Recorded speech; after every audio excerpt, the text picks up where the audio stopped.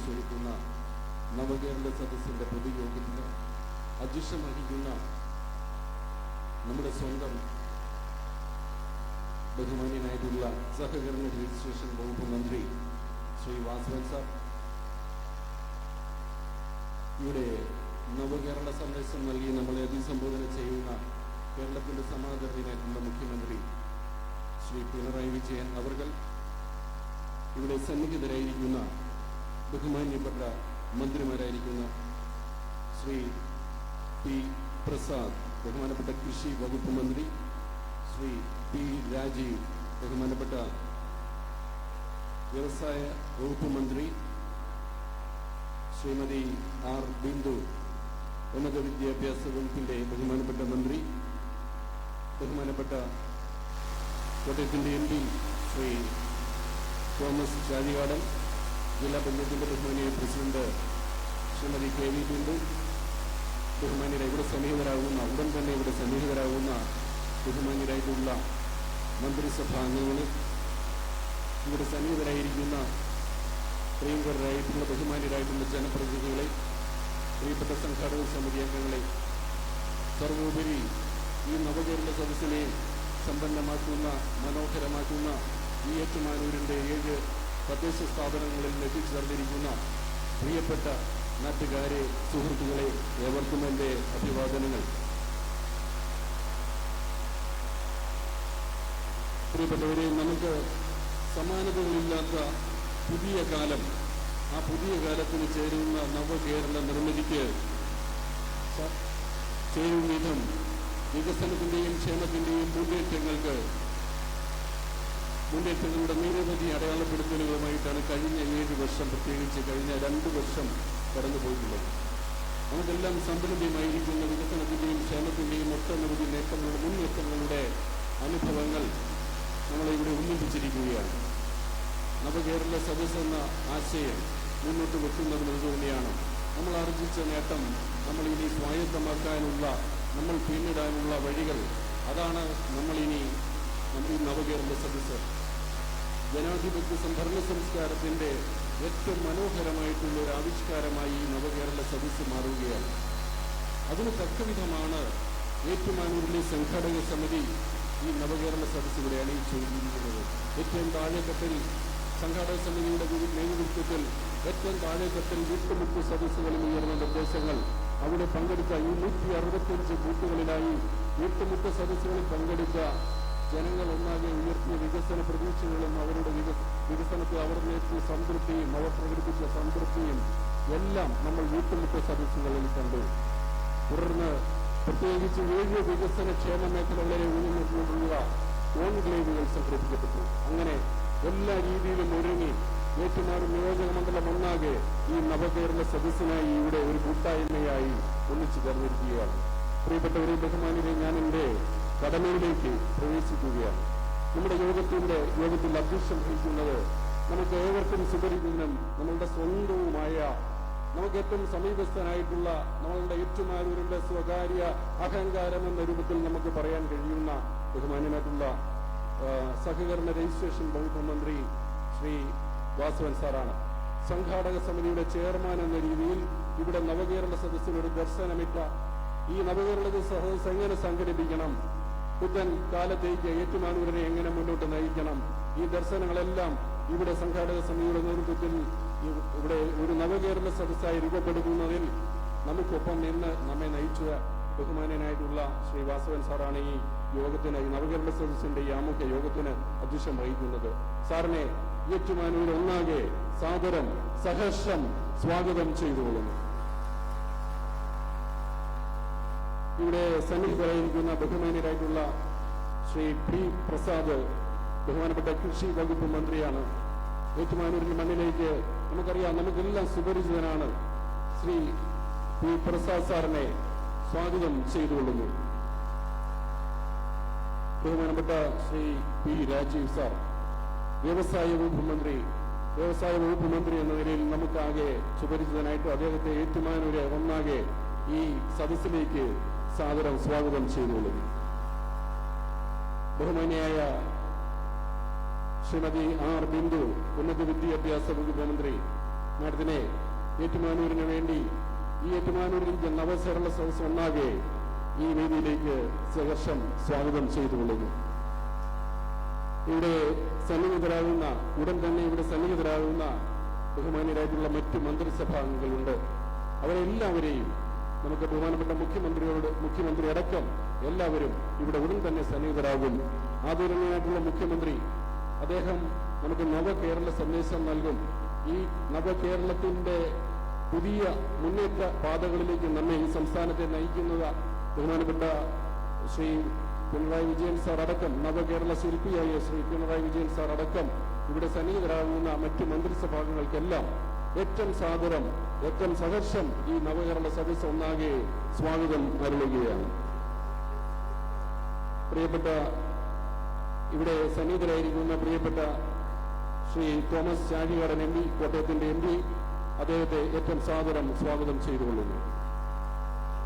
കോട്ടയം ജില്ലാ പഞ്ചായത്തിന്റെ ബഹുമാന്യ പ്രസിഡന്റ് ശ്രീമതി KV ബിന്ദു മാഡത്തിനെ ഏറ്റവും സാദരം ഈ യോഗത്തിലേക്ക് സ്വാഗതം ചെയ്തുകൊള്ളുന്നു.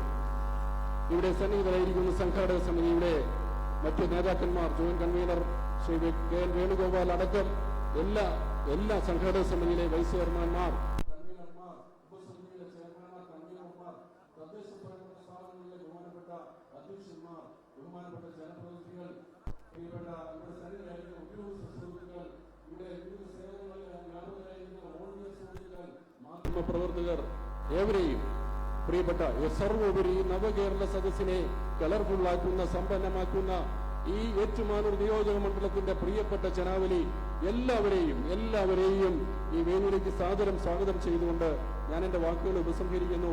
നന്ദി, നമസ്കാരം. Thank you sir. കക്ഷി രാഷ്ട്രീയ ഭേദമില്ലാതെ നാടിന്റെ വികസന പ്രവർത്തനങ്ങൾ ചർച്ച ചെയ്യപ്പെടുന്ന വേദികളിൽ ഏറ്റുമാനൂരിന്റെ വികസന നായകൻ എന്ന് വിശേഷിപ്പിക്കുന്നത് ഒറ്റ നാമമാണ്, ശ്രീ VN വാസവൻ. മണ്ഡലത്തിന്റെ ചുമതലയേറ്റ് 2 വർഷത്തിനകം ഏറ്റെടുത്ത വികസന പദ്ധതികളിൽ 90% പൂർത്തീകരിക്കുകയും ശേഷമുള്ളവ സമയബന്ധിതമായി പൂർത്തീകരിച്ചുകൊണ്ടിരിക്കുകയും ചെയ്യുന്ന ഏറ്റുമാനൂരിന്റെ പ്രിയപ്പെട്ട MLA, കേരളത്തിന്റെ സഹകരണ രജിസ്ട്രേഷൻ വകുപ്പ് മന്ത്രി ശ്രീ VN വാസവൻ അധ്യക്ഷ പ്രസംഗത്തിനായി ക്ഷണിക്കുന്നു.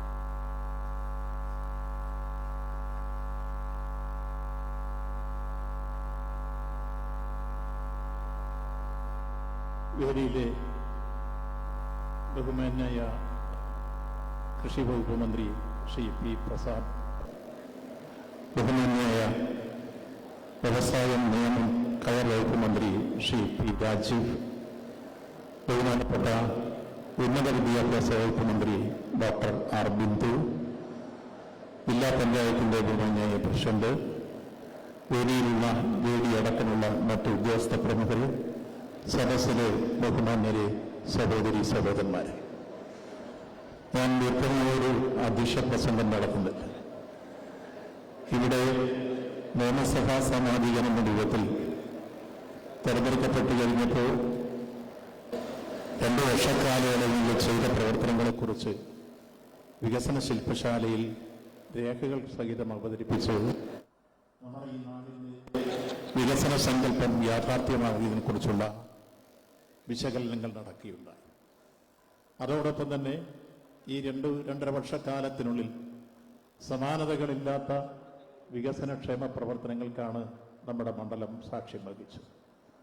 1ാം പിണറായി സർക്കാരിന്റെ കാലഘട്ടത്തിൽ തന്നെ തുടങ്ങിവെച്ച വികസനക്ഷേമ പ്രവർത്തനങ്ങളാണ് അനുസ്യൂതം തുടർന്നുകൊണ്ട് മുന്നോട്ട് വരുന്നത്. നവകേരള സൃഷ്ടിയിൽ ഏറ്റുമാനൂർ മണ്ഡലം മറ്റിതര മണ്ഡലങ്ങളെപ്പോലെ തന്നെ നമ്മൾ മുൻപന്തിയിൽ തന്നെ നിന്നുകൊണ്ട് ആ ദൗത്യം ഏറ്റെടുക്കാൻ തയ്യാറാണെന്ന് പ്രഖ്യാപിക്കുന്ന രൂപത്തിലാണ് ഒരുപക്ഷെ നമ്മൾ ഒരുക്കിയ പന്തലിനപ്പുറത്ത് ജനനിബിഡമായ ഒരു അന്തരീക്ഷം ഇവിടെ എത്തിച്ചേരാൻ ഇടവന്നിട്ടുള്ളത്. നവകേരള സദസ്സിന് പൊതുവിൽ ഞങ്ങൾ കണ്ട ഒരു കുറവ്, മഞ്ചേശ്വരത്ത് നിന്ന് ആരംഭിച്ചപ്പോൾ മുതൽ ഇവിടെ എത്തുന്നതുവരെ എല്ലാ യോഗങ്ങളും എടുത്താൽ ആപാലവൃത്തം ജനങ്ങൾ ആവേശപൂർവ്വം അവർ മുന്നോട്ട് വന്ന് സദസ്സിൽ പങ്കാളികളാവും. ഓരോ സദസ്സ് കഴിയുമ്പോഴും കൂടുതൽ ആവേശത്തോടെ ആപാലവൃത്തം ജനങ്ങൾ ഈ സദസ്സിലേക്ക് ഒഴുകിയെത്തുന്നു. ആകെയുള്ള ഒരു കുറവ് ഈ സദസ്സിനെ എല്ലാം ഉൾക്കൊള്ളാൻ കഴിയുന്ന മൈതാനങ്ങൾ ഒരു മണ്ഡലത്തിലുമില്ല എന്ന രൂപത്തിലാണ് ഏറ്റുമാനൂരും ഇപ്പോൾ തെളിയിച്ചു കഴിഞ്ഞിരിക്കുന്നത്. ഏറ്റുമാനൂരും അതുപോലെ തന്നെ ആയിരിക്കും. അതുകൊണ്ട് അതിന് നവകേരള സദസ്സിന് പുതിയ സ്ഥലങ്ങൾ നമ്മൾ കണ്ടുപിടിക്കേണ്ടിയിരിക്കുന്നു. അത്രത്തോളം ആവേശകരമായ ഒരു അന്തരീക്ഷമാണ് പൊതുവിൽ ഈ സദസ്സിന് അനുഭവപ്പെട്ടിട്ടുള്ളത്. തുടർന്നുള്ള പ്രവർത്തനങ്ങളിലും കേരളത്തിലെ ഇടതുപക്ഷ ജനാധിപത്യ ഗവൺമെന്റ് പ്രഖ്യാപിച്ചിട്ടുള്ള അതിന്റെ ഭരണ പ്രക്രിയയിലെ കാര്യങ്ങൾ നടപ്പാക്കുന്നതിന് ഈ മണ്ഡലവും ഈ ഗവൺമെന്റിനോടൊപ്പമുണ്ട് എന്ന് പ്രഖ്യാപിക്കുന്നതാണ് നമ്മുടെ ഈ കൂട്ടായ്മ. അങ്ങനെ ഇവിടെ എത്തിച്ചേർന്നിട്ടുള്ള മുഴുവൻ സഹോദരി സഹോദരന്മാരെയും മണ്ഡലത്തിലെ ജനപ്രതിനിധികളെ ഒരിക്കൽ കൂടി സ്വാഗതം ചെയ്യുന്നത്. ആദ്യമായി പ്രസംഗിക്കുന്നതിന് വേണ്ടി ബഹുമാനപ്പെട്ട കൃഷി വകുപ്പ് മന്ത്രി ശ്രീ വി പ്രസാദിനെ ആദരപൂർവ്വം ക്ഷണിക്കുന്നു. ഞാനിപ്പോ മൈക്കാ വെച്ചിരിക്കുന്നത്. ആദരണീയനായ അധ്യക്ഷൻ, ഏറ്റുമാനൂരിന്റെ പ്രിയങ്കരനായ MLA, ഞങ്ങളുടെ എല്ലാം പ്രിയപ്പെട്ട ശ്രീ വാസന്തൻ, വേദിയിലുള്ള മന്ത്രിസഭയിലെ എന്റെ സഹപ്രവർത്തകനായ ശ്രീ പി രാജീവ്, ബിന്ദു ടീച്ചർ, ആദരണീയനായ ശ്രീ ജോസ് കെ മാണി, വേദിയിലും സദസ്സിലുമെല്ലാമുള്ള ബഹുമാനികളെ, പ്രിയപ്പെട്ടവർ, നവകേരള സദസ്സിന് ഏറ്റുമാനൂരിൽ ഈ പന്തലിനും ഈ ഇടത്തിനും ഉൾക്കൊള്ളാൻ കഴിയാത്ത ഒരു ജനാവലിയാണ് എത്തിച്ചേർന്നിരിക്കുന്നത്. ഈ റോഡിലേക്ക് തിരിയുന്ന വഴിക്ക് മുതൽ തന്നെ അനേകായിരങ്ങൾ അവിടെ നിൽക്കുന്നുണ്ട് എന്നുള്ളതാണ് യാഥാർത്ഥ്യം. ഇതിന്റെ എത്രയോ ഇരട്ടി പേർ ഈ നവകേരള സദസ്സിന്റെ ഭാഗമായി എത്തിയവർ ഈ പന്തലിന് പുറത്ത് ഈ റോഡിൽ നിൽക്കുകയാണ്. നിശ്ചയിച്ചതിന്റെ 10 മടങ്ങ് ആളുകൾ നവകേരള സദസ്സിന് ഏറ്റുമാനൂരിൽ എത്തിയിട്ടുണ്ട്. ഏറ്റുമാനൂരിലെ നവകേരള സദസ്സിനെ ഒരു ജനസാഗരത്തിന്റെ സംഗമമാക്കി തീർത്ത ഏറ്റുമാനൂരിലെ പ്രിയപ്പെട്ട നിങ്ങളെ ഓരോരുത്തരെയും സംസ്ഥാന മന്ത്രിസഭയ്ക്ക് വേണ്ടി ആദ്യം തന്നെ ഹൃദയം നിറഞ്ഞ് അഭിനന്ദിക്കാൻ ഞാൻ ശ്രമിക്കുകയായിരുന്നു. നമ്മുടെ നാട്ടിൽ നിരവധിയായ പരിപാടികളും പദ്ധതികളും ഓരോ കാലഘട്ടങ്ങളിലും ആവിഷ്കരിച്ച് നടപ്പിലാക്കാറുണ്ട്. എന്നാൽ നവകേരള സദസ്സ് അതിൽ നിന്ന് വ്യത്യസ്തമായ ഒന്നായി കേരളത്തിൽ ഇപ്പോൾ വിളിച്ചുകൊണ്ടിരിക്കുന്നു. ജനാധിപത്യം 5 വർഷം കൂടുമ്പോൾ നടക്കുന്ന ഒരു തെരഞ്ഞെടുപ്പാണ് എന്ന് അത് മാത്രമാണ് എന്ന് ധരിച്ചു വെച്ചിരുന്നതുണ്ട്. ജനാധിപത്യം എന്ന് പറഞ്ഞാൽ 5 വർഷം കൂടുമ്പോൾ പോളിംഗ് ബൂത്തിൽ ചെന്ന് ഒരു വോട്ട് രേഖപ്പെടുത്തുന്നതോടുകൂടി ഒരു പൗരന്റെ അല്ലെങ്കിൽ ഒരു വോട്ടറുടെ ഉത്തരവാദിത്വം തീരുന്നു എന്നാണ് കണക്കുകൂട്ടുന്നത് എങ്കിൽ അങ്ങനെ പാടില്ല എന്ന് ഈ ഭരണകൂടത്തിന് ഒരു നിശ്ചയമുണ്ടായിരുന്നു, സാധ്യമുണ്ടായിരുന്നു. ജനാധിപത്യം ജനങ്ങളെ പ്രതിഫലിപ്പിക്കുന്നതാവണം. അത് ജനപ്രതിനിധികളെ തെരഞ്ഞെടുത്ത് കഴിയുന്നതോടുകൂടി ജനങ്ങൾക്ക് പിന്നെ ഇടപെടാനുള്ള ഒരവസരവും ഇല്ലാത്ത സ്ഥിതി ഉണ്ടാവരുത് എന്ന് കണക്കുകൂട്ടിയതിന്റെ അടിസ്ഥാനത്തിലാണ് ജനാധിപത്യ പ്രക്രിയയിൽ ഭരണകൂടം ജനതയുമായി സംവദിക്കുന്ന ഒരു പരിപാടിക്ക് തുടക്കമിടാൻ കേരളത്തിലെ ഗവൺമെന്റ് ആലോചിച്ചത്. ഇതിന്റെ ആദ്യപടിയായി മന്ത്രിമാർ തന്നെ നേരിട്ട് താലൂക്കുകളിൽ ചെന്ന് ജനങ്ങളുടെ പരാതികൾ ഓരോന്നോരോന്നായി എടുത്തു പരിശോധിക്കുകയും തീർപ്പ് കൽപ്പിക്കുകയും ചെയ്യുന്ന അദാലത്തിന് തുടക്കമിടുകയുണ്ടായി. ആ അദാലത്തിന്റെ ഭാഗമായി കേരളത്തിലെ മന്ത്രിസഭാംഗങ്ങളെല്ലാം നിശ്ചയിക്കുന്നതനുസരിച്ച് ഒരു താലൂക്കിൽ ഒന്നിലധികം മന്ത്രിമാർ ചെന്നിരുന്ന് കരുതലും കൈത്താങ്ങും എന്ന പേരിൽ നടത്തിയ അദാലത്ത് ഇന്ത്യയിൽ ആദ്യത്തെ ഒരു അനുഭവമാണ്. അവിടെ എടുത്ത തീരുമാനങ്ങൾ നടപ്പിലാക്കിയിട്ടുണ്ടോ എന്ന് പരിശോധിക്കുന്നതിനുള്ള സംവിധാനം വീണ്ടും ഒരുക്കി. അത് അദാലത്തിൽ പങ്കെടുത്ത അതേ മന്ത്രിമാർ തന്നെ കളക്ട്രേറ്റുകളിൽ യോഗം ചേർന്ന് ബന്ധപ്പെട്ട ഉദ്യോഗസ്ഥന്മാരുടെ സാന്നിധ്യത്തിൽ തീരുമാനം എത്രമാത്രം നടപ്പിലാക്കി എന്നുള്ള പരിശോധനയായിരുന്നു. ഇതെല്ലാം കേരളത്തിന് ഇന്ത്യക്ക് ഒരു ആദ്യ അനുഭവമായിരുന്നു. അതിന്റെ അടുത്ത ഘട്ടം എന്നുള്ള തരത്തിൽ മന്ത്രിസഭ ഒന്നാകെ തന്നെ തിരുവനന്തപുരത്തും കൊച്ചിയിലും തൃശ്ശൂരും കോഴിക്കോട്ടും സമ്മേളിച്ച് ഞാൻ നേരത്തെ പറഞ്ഞതുപോലെ ചീഫ് സെക്രട്ടറി അടക്കമുള്ള ഉദ്യോഗസ്ഥന്മാരുടെ സാന്നിധ്യത്തിൽ ജില്ലകളിൽ തീർക്കേണ്ട കാര്യങ്ങൾ എത്രമാത്രം പരിഹൃതമായി, സംസ്ഥാനത്ത് അങ്ങോട്ടേക്ക് അയച്ചതിൽ എന്തെല്ലാമാണ് ഇപ്പോഴത്തെ എന്റെ പുരോഗതി എന്നെല്ലാം പരിശോധിക്കുന്ന മേഖലാതല ക്യാബിനറ്റ് യോഗങ്ങൾ ചേർന്നു. ഇത് നമ്മുടെ കേരളത്തിൽ ഒരു ആദ്യ അനുഭവമായിരുന്നു. ജനാധിപത്യം അല്ലെങ്കിൽ ഭരണം എന്ന് പറയുന്നത് തിരുവനന്തപുരത്തെ സെക്രട്ടേറിയറ്റിൽ പണ്ട് ഒരു കാലത്ത് ഹജൂർ കച്ചേരി എന്ന് വിളിക്കപ്പെട്ട ആ സെക്രട്ടേറിയറ്റിന്റെ ചുവരുകൾക്കുള്ളിൽ മാത്രം ഇരുന്ന് ഒരു സംഘം ഉദ്യോഗസ്ഥന്മാരും ഭരണാധികാരികൾ എന്ന നിലയിൽ മന്ത്രിമാരും നടപ്പിലാക്കുന്ന ഒരു പ്രക്രിയ അല്ല എന്നും ജനങ്ങളുമായി നേരിട്ട് സംവദിക്കുകയും ഇടപഴകുകയും അവരുടെ അഭിപ്രായങ്ങൾ കേൾക്കുകയും ചെയ്ത് അതിനനുസരിച്ച് വേണ്ട തിരുത്തലുകൾ നടത്തി ആ നിർദ്ദേശങ്ങൾ സ്വീകരിക്കാൻ കഴിയുന്നവ സ്വീകരിച്ച് അത് നടപ്പിലാക്കിയാണ് ജനാധിപത്യം സാർത്ഥകമായി മുന്നോട്ടേക്ക് പോവുകയുള്ളൂ എന്നുള്ള കൃത്യതയാർന്ന ഒരു നിലപാടിന്റെ അടിത്തറയിൽ നിന്നുകൊണ്ടാണ് കേരളത്തിലെ ഇടതുപക്ഷ ജനാധിപത്യ മുന്നണി ഗവൺമെന്റ് ഈ പരിപാടികൾ നടത്തിയത്. അതിന്റെ അടുത്ത ഘട്ടമായിട്ടാണ് അന്നേ തന്നെ മുഖ്യമന്ത്രി പ്രഖ്യാപിച്ച ഒരു കാര്യമായിരുന്നു മന്ത്രിസഭ അപ്പാടെ ഓരോ നിയമസഭാ മണ്ഡലങ്ങളുമായി ബന്ധപ്പെട്ട് ജനങ്ങളോട് ആശയവിനിമയം നടത്തുന്ന ഒരു പരിപാടി നടപ്പിലാക്കണം എന്ന്. അതാണ് നവകേരള സദസ് എന്ന തരത്തിൽ നവംബർ മാസം 18-ാം തീയതി മഞ്ചേശ്വരത്ത് ഉദ്ഘാടനം ചെയ്ത് ഇന്ന് ഏറ്റുമാനൂരിൽ എത്തിച്ചേർന്നിരിക്കുന്ന ഈ പരിപാടി. ഇത് ഒരു ജനതയ്ക്ക് സ്വന്തം ഭരണകൂടത്തെ നേരിട്ട് മനസ്സിലാക്കുന്നതിന്, സ്വന്തം ഭരണകൂടത്തെ നേരിട്ട് തൊട്ടറിയുന്നതിന് ഒരവസരം ലഭിക്കുന്ന ഒന്നാണ്. അതിന്റെ ഭാഗമായിട്ടാണ് പ്രഭാത സദസ്സുകൾ സംഘടിപ്പിക്കുന്നത്. ഇന്ന് രാവിലെയും കോട്ടയത്ത് പ്രഭാത സദസ്സിൽ പങ്കെടുത്തിട്ടാണ് ഞങ്ങൾ എല്ലാവരും ഇവിടേക്ക് എത്തിയിരിക്കുന്നത്. എത്രയോ ഉന്നതന്മാരായ ജസ്റ്റിസ് KT തോമസ് അടക്കമുള്ള ഏറ്റവും പ്രമുഖരായ ആളുകൾ സംസ്ഥാന സർക്കാരിന്റെ മുമ്പാകെ നിർദ്ദേശങ്ങൾ അവതരിപ്പിച്ചത് കേട്ടിട്ട് അതിനെല്ലാം മറുപടിയും പറഞ്ഞിട്ടാണ് മുഖ്യമന്ത്രി അടുത്ത ഇതിന്റെ ഭാഗമായി തന്നെയുള്ള മാധ്യമ പ്രവർത്തകരെ കാണുന്നതിലേക്ക് നീങ്ങിയത്. ഏറ്റുമാനൂരിലേക്ക് അദ്ദേഹം ഉടൻ തന്നെ ഇവിടെ എത്തിച്ചേരുന്നതാണ്. നവകേരള സദസ് ഇങ്ങനെയെല്ലാം സംഘടിപ്പിക്കുന്ന ഒരു നവകേരള സദസ്സിനെ ബഹിഷ്കരിക്കണം എന്നാണ് പ്രതിപക്ഷം പറഞ്ഞത്. എന്തിനാണ് ഈ നവകേരള സദസ്സിനെ പ്രതിപക്ഷം ബഹിഷ്കരിക്കുന്നത് എന്ന് എത്ര ആലോചിച്ചിട്ടും ആർക്കും പിടികിട്ടുന്നില്ല. രാഷ്ട്രീയമായ കാരണം തന്നെയാവാം, അല്ലാതെ വേറെ ഒന്നും ആവുക ഇല്ല. അധികാരത്തിലിരിക്കുന്നത് ഇടതുപക്ഷ ജനാധിപത്യ മുന്നണി ഗവൺമെന്റാണ്. തീർച്ചയായിട്ടും ജനങ്ങൾ തെരഞ്ഞെടുത്തു എന്നുള്ളത് കൊണ്ട് ഈ ഗവൺമെന്റിന് മാത്രമേ ഭരിക്കാൻ കഴിയുള്ളൂ. ആ ചുമതല ഏൽപ്പിച്ചിരിക്കുന്നത് ഇടതുപക്ഷ ജനാധിപത്യ മുന്നണിയെയാണ്, ഈ ഗവൺമെന്റിനെയാണ്. ആ ഗവൺമെന്റ് ഭരിക്കുമ്പോൾ എല്ലാത്തിനെയും എതിർക്കുക, അത് എതിർക്കുക എന്നത് മാത്രമാണ് പ്രതിപക്ഷത്തിന്റെ ദൗത്യം എന്ന് കരുതി വെച്ചിരിക്കുന്നവരാണ് ഇന്ന് നമ്മുടെ കേരളത്തിൽ പ്രതിപക്ഷമായി പ്രവർത്തിക്കുന്നത്. ജനാധിപത്യത്തിൽ പ്രതിപക്ഷം എന്ന് പറഞ്ഞാൽ എതിർക്കുക എന്നത് മാത്രം ഉത്തരവാദിത്വവും കടമയുമായിട്ടുള്ള ഒരു കൂട്ടർ അല്ല. പ്രതിപക്ഷം ക്രിയാത്മകമായ ഇടപെടലുകൾ തീർക്കേണ്ടതാണ്. എന്തിനാണ് പ്രതിപക്ഷം ഇതിനെ ബഹിഷ്കരിക്കുന്നതെന്ന് ചോദിച്ചാൽ അതുകൊണ്ടാണ്. ആ ബഹിഷ്കരണ ആഹ്വാനത്തെ അല്പം പോലും കേരളത്തിലെ ജനങ്ങൾ സ്വീകരിച്ചിട്ടേ ഇല്ല എന്നും ബഹിഷ്കരണത്തെ തിരസ്കരിക്കുകയാണ് കേരളത്തിലെ ജനങ്ങൾ ചെയ്തിരിക്കുന്നതെന്നും ഏറ്റുമാനൂര് കൂടി സാക്ഷ്യം പറയുന്നു എന്നുള്ളതാണ് ഇവിടെ വന്നിരിക്കുന്ന ഈ ജനസംഖ്യ എന്നുള്ളത്. ബഹിഷ്കരണത്തെ അവർ ആരും കണക്കിലെടുത്തതേയില്ല.